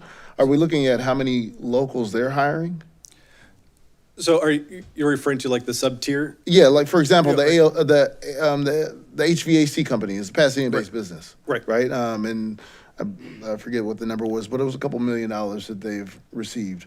Yeah, they will be receiving a contract for over $14 million. Over $14 million. Yeah. So now, are their employees? Oh, they're not on the job site yet. They're not until those workers are actually on site and working. Then they won't be counted. Okay. So yes, those subcontractors and their sub-tiers, when they are reported on site, those will add to the total as well. Okay. And so I do want to say that, I want to say those numbers look great. Making sure that local participants, local businesses have the opportunity to bid on these projects. That is really positive. How many trades are left outstanding? That wasn't in the presentation. You mean to still be bid? Still be bid. It's those 4, the Just doors, hardwares, and the flooring. Okay. And will that be flown to all of the council members to put out in their newsletters, et cetera? Yes, it's going to be the open book procurement, yes. Okay, perfect. And if you could get that information to us so that we make Absolutely. sure that residents and the business owners in our district are applying to those, we'd be happy to. Then for the workers, Ron's group, Ron's team, how many, you said, were there 6 that were picked up from their weekly So leaves? I can't speak to how many directly come from RKM in their referrals. All I know is that right now we have 7 of the 7 city residents that are actually working on the site as of June 30th. Okay. The RKM, I will notice that when we did our original run through LCP Tracker, this is something, thanks to Ron, he identified this, is that we had originally had 10. But some of those are 3 duplicates because they worked on different trades. So they were identified twice. So we wanted to make sure that it was an accurate thing, that we're being transparent. So that was one of the things that RKM assisted with. I'm going to wrap up my comments with, I would say that there's still a lot of work to be done. Absolutely. A And lot. we have a lot of lessons learned about how we engage the public and how we get people in the pipeline. And so we're very confident about going forward with like the future projects, such as like the hydrogen and the transportation facility. But based on what we have seen from phase 1 to phase 2, there's been significant movement.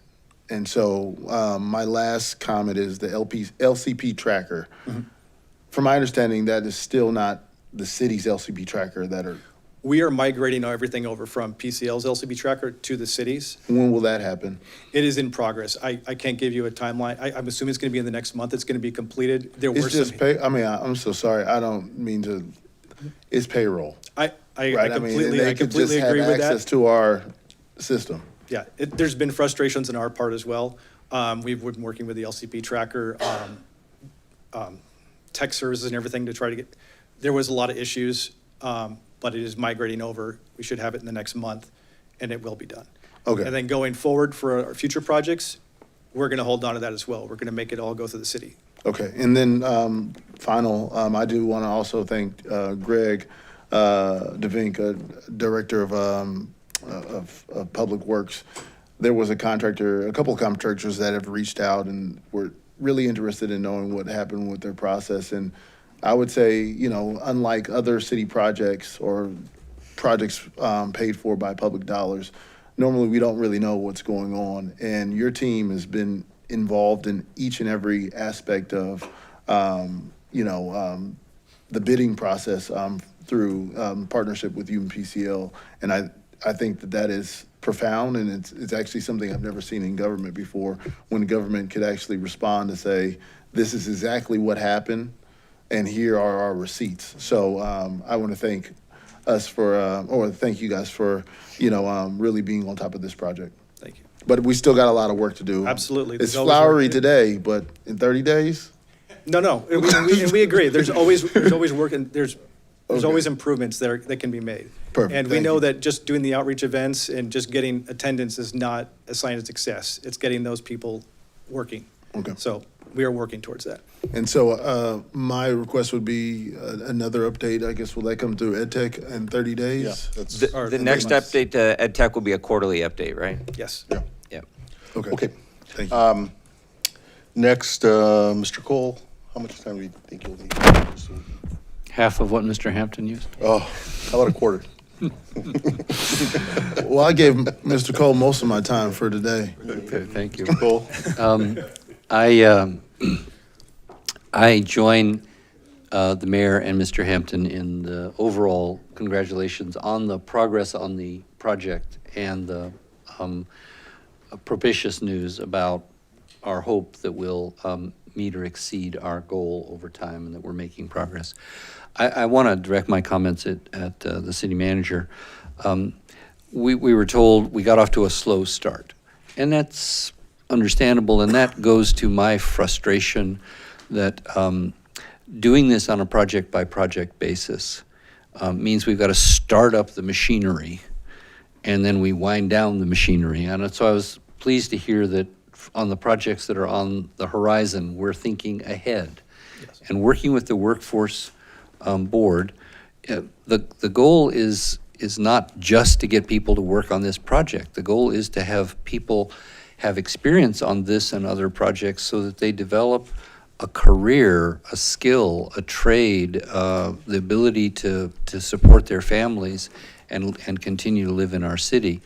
And when we discuss this in some detail, maybe excruciating detail, early on in this process, one of the valid points made is that many of these are highly skilled trades. So while it's laudable that we're going and talking to high school seniors graduating, they are not going to work on this project in one of those high-skilled trades. They may begin the first step toward getting to the skills that they'll need to work in those high-skilled trades. And that's why I think continuity is important.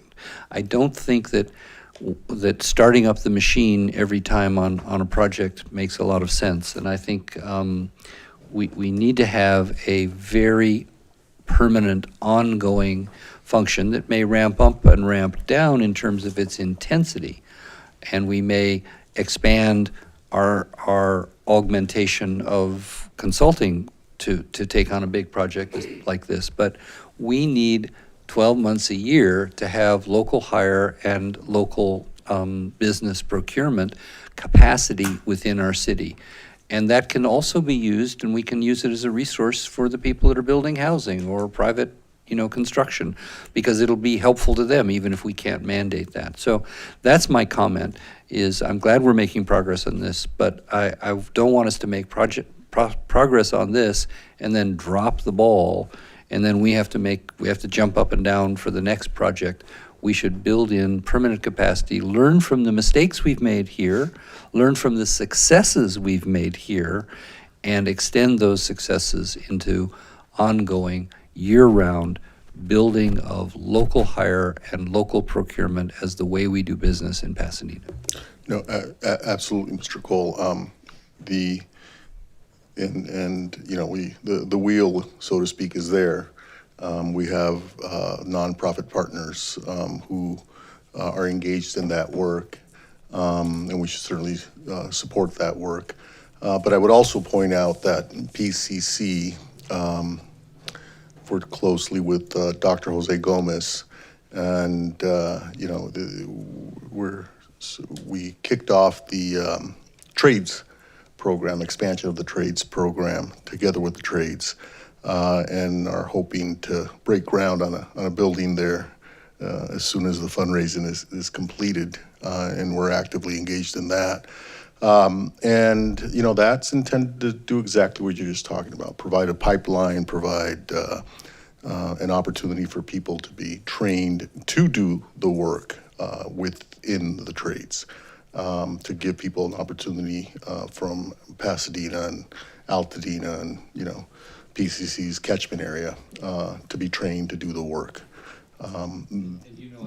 That is skilled. That I applaud the work you've done on that and PCC has done on that. We are the interface to the contractors. And so I think building that partnership, continuing to build that partnership, I think is important to your point.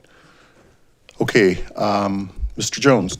Thanks, Mayor, and I agree with you on the partnership with PCC and building that pipeline. I can't remember the exact location. We visit the training center in Central California. What was that, Kern County? Kern County is the Kern one County, visited, yeah. So that was a good model to look at, and hopefully we could bring, and I know, based on your vision and what we've been doing, bring that to Pasadena. But first, let me thank Hayden and Greg and your team and Ron and Brianna and PCL. I think this is significant progress from where we were at with this last update. So I really applaud all the effort and all the work that you and your team have done. But as you know, this is one of the most important items, at least to me, to ensure that people have work and access to good, high-paying jobs. And I often, I'm a civil engineer just like you, and I work in construction, and that is the pathway to the middle class for a lot of folks that I grew up with in the city of Pasadena. And so it's been a priority to educate our businesses, just to reduce barriers and to provide clarifying information to be able to get them into these roles and set them on a path to success. And so I didn't see the answer to this, and maybe I missed it, but what's the ratio of, candidates that are attending some of these job fairs and actually turning over to permanent jobs or jobs on the library's construction site? So the workers there are potential workers part of that June 25th, we just had over 100 attendees. Yeah. 11 were identified. 6 have been hired. I'm not certain if I don't believe those 6 have been on site yet, because that was just over a month ago. Okay. Because it had the June 30th cutoff. I don't know if they're on site yet. Then we had the 2 others that were in the process of getting finalized for the employment, and then 3 of them dropped out of the boot camp, but we're trying to find replacements right now. So in that case, I'm not sure if all 100, applied. I'm sure there wasn't. Yeah. But we had at least 10% of the, success just based on attendees. I guess what's an aspirational goal of course 100%, but what's a realistic goal that we're looking for? If we have 100 people attend our job fairs, are we hoping 25%, 35% are placed onto the library? I can't answer that with any certainty. Of course, our goal is to hire as many as possible. It's also to identify workers and introduce them to other trade partners so that they could work locally as well. So they may not necessarily, like I mentioned earlier about the subcontractor who has hired three city residents, they're not working currently on this project, but they are working now because of these outreach efforts. So I believe that And you're keeping track of that, or that just was one example? that was just one example. Yeah. So they were hired because of the outreach efforts for us, for this project specifically. However, they are working elsewhere because that trade hasn't mobilized onto the site yet.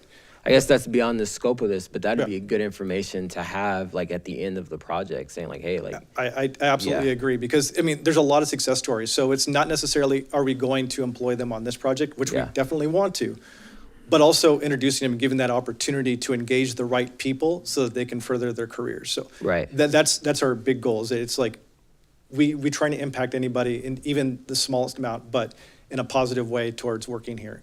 Yeah. Yeah, I appreciate that. And then just the last comment is that obviously, we're hosting the career fair at the Robinson Park in September. And so we hope to see PCL there again. They will be there this year. Appreciate it. Thank you. Appreciate it. Great. Okay. That completes everything but public comment, and so we'll turn to public comment.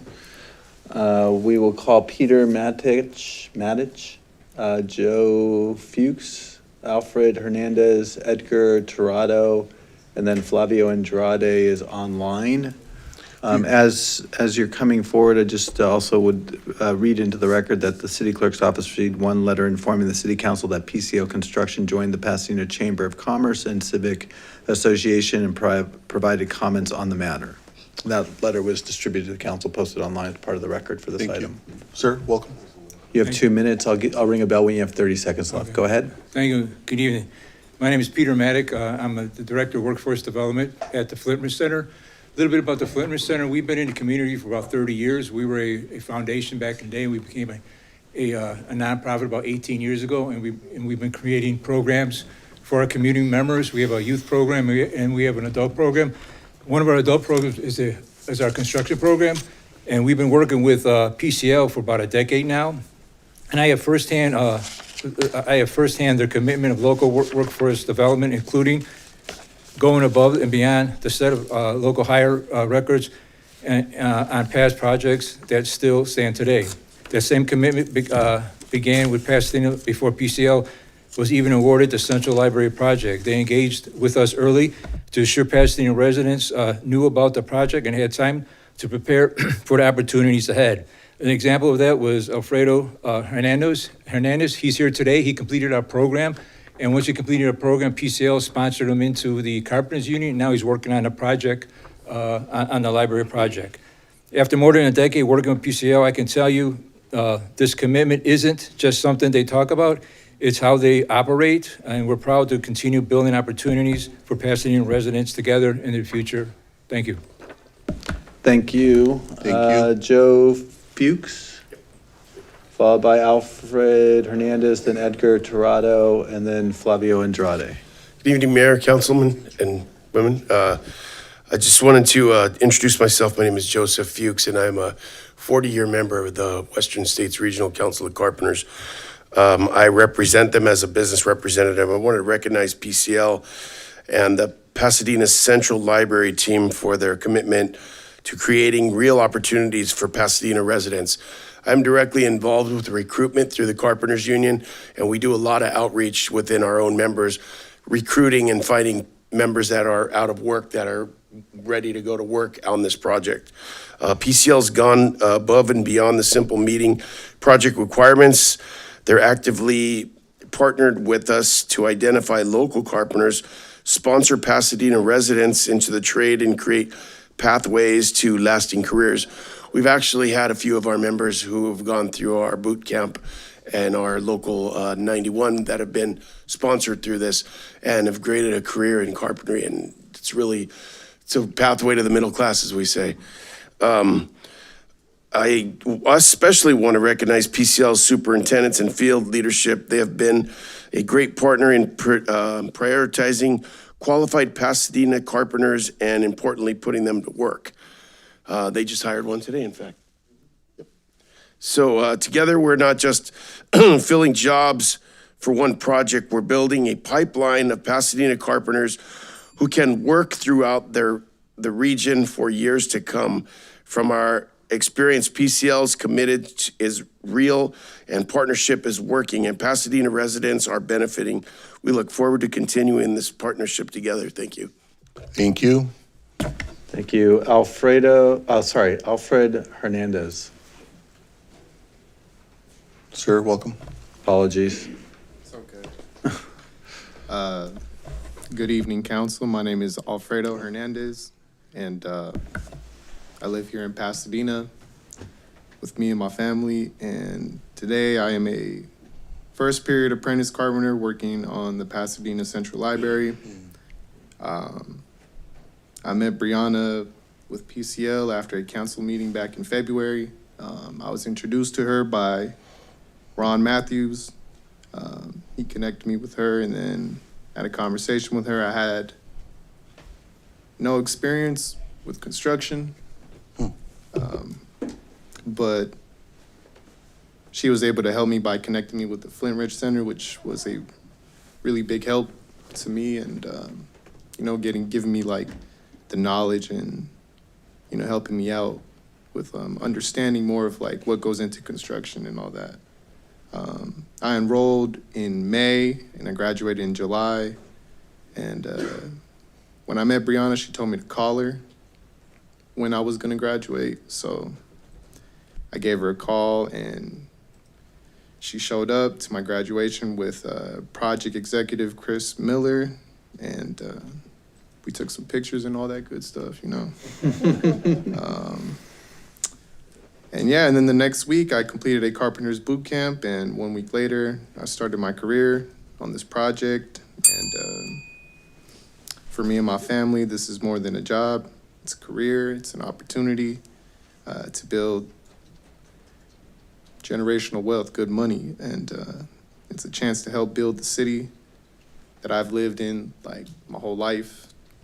So I hope more Pasadena residents gets same opportunity that I did. And yeah, thank you. Thank you. Thank you for coming out. Mayor, I just want to say to Alfredo quickly, thank you for coming out, because that kind of story we don't always get to hear, and that's exactly how it's supposed to work. So it was really inspiring to hear you. So thank you. Edgar Torado. Good evening, council. Good evening, mayor. First, I want to give thanks for the opportunity to come up here and speak. I wasn't planning on speaking, but here I am. First, I want to take my hat off to you two gentlemen for pushing the local hire agenda. And I also want to say thanks to Ron. A big shout out to Ron. I'm one of the guys that signed up with Ron to try to get local hire. I'm a Pasadena resident of 50 years. I grew up on Madison and Highland for 50 years. Proud Pasadena resident. I am a local 300 journeyman over 15 years. Okay, so this local hire is very important to the community, to myself personally, because I've been involved in local hire at 10 West through construction services, and now I'm trying to get on with Ron. 7 workers, it's a good effort, it's not good enough. I worked in LA projects where they'll have 100 local hires, and their goal is 30% local hire, or at least 20%. So 10%, not to disrespect or nothing like that, but 10% is not good enough. I'm a journeyman without work who has to take care of my 81-year-old dad. I pay taxes, so I'm a tax resident of Pasadena, right? So I just want to say, I'm looking for work. I'm a journeyman on the dispatch list. I went down to the PCL. They told me they would call me back in a couple of weeks. I haven't got a phone call. Now, I know they just can't hire people off the bat when they show up. They have to have the work, they need the manpower, whatever, et cetera. But they said they had 3 of them that didn't cut the boot camp. I cut boot camp 15 years ago. I'm a well-rounded journeyman. I have, like I said, over 15 years. I'm a foreman. I was a foreman at the Anvil Company for the Pasadena cleanup. So I'm well experienced in the trade.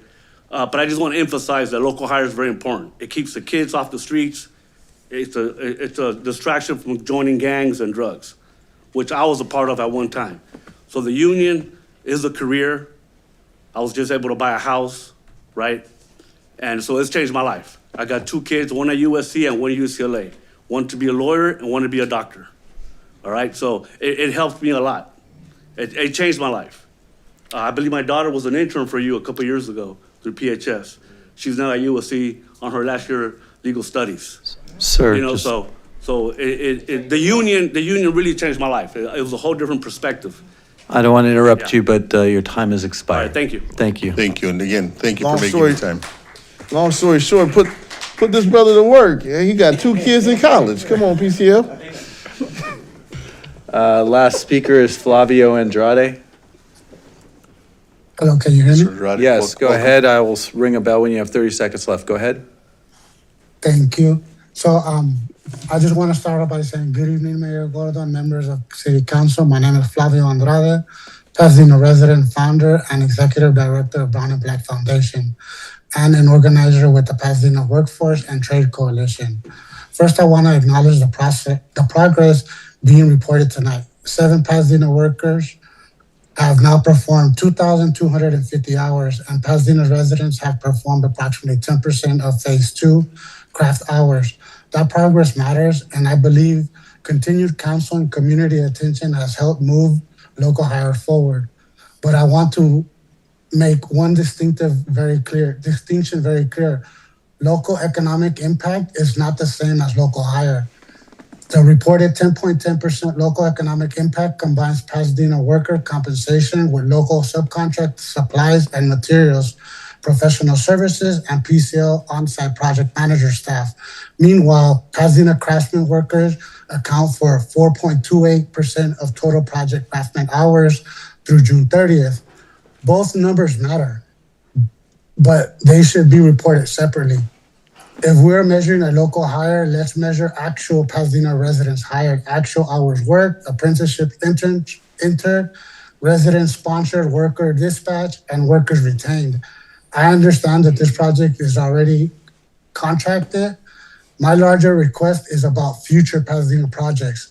Let's stop waiting until the contracts are awarded to figure out local hire. I respectfully ask council to study implementation project agreements, community workforce agreements, or a construction career policies before future major projects go out to bid.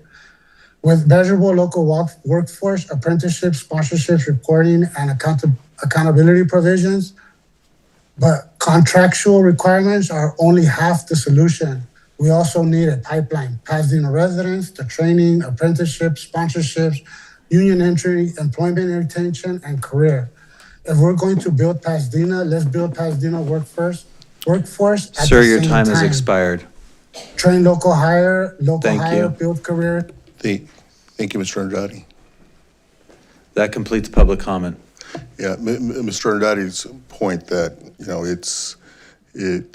we can't just think of local hire as limited to the trades. And again, that's part of the thinking that we need to ingrain into our culture as an organization. Okay, not that we don't, we do, but I think having it ingrained in all we do when it comes to local hire is important. Mr. DeVink? Chime in one more time. I do want to add that in the numbers, when we said it's a slow start, part of that is why I explained we didn't have the CMAR approved by council. We brought in PCL late. Design was farther along than we'd want it to be. They integrated later. It kind of got a later start on initializing everything, and we created Phase 1A just to make up time, get back on track, do some of this work quickly. And they're very limited trades. There really wasn't a great opportunity for local hire. I'm not saying there wasn't an opportunity. It could have been better. But when we look at our numbers through June, we're including Phase 1 and 1A. And 1A, Phase 1 is GMP development. There's really not trades in that, but we include it. But then when we look at the Phase 2, the numbers are good. They're trending up. A lot more trades are about to come. I do anticipate when we come back here again in 6 months, you'll see much better numbers overall. And I think PCL, the city, everyone shares a universal goal, as many local hires as we can scrounge up to make this happen. that is a goal. We understand it does lead to careers. It leads to an impact on the city well beyond the library project. Something similar can kind of be said with bringing in local vendors. We're securing the future of Pasadena businesses as well. But it is understandably more personal when we talk about an individual getting into a trade, developing a career, supporting a family.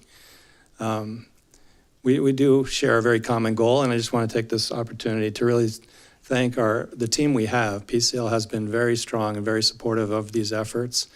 I think council has pushed this quite hard. I think we're not alone in wanting local hire, but I'd say Pasadena pushes it more than most. PCL's done a fairly good job, but Ron has been very instrumental in making this happen and tracking it.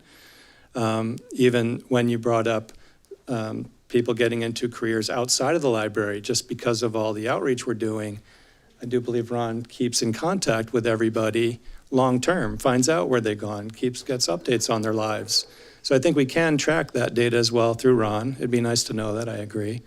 And then on the design team, I don't want to leave Gruen out, but Gruen's been a very strong partner, very responsive to questions in a timely manner.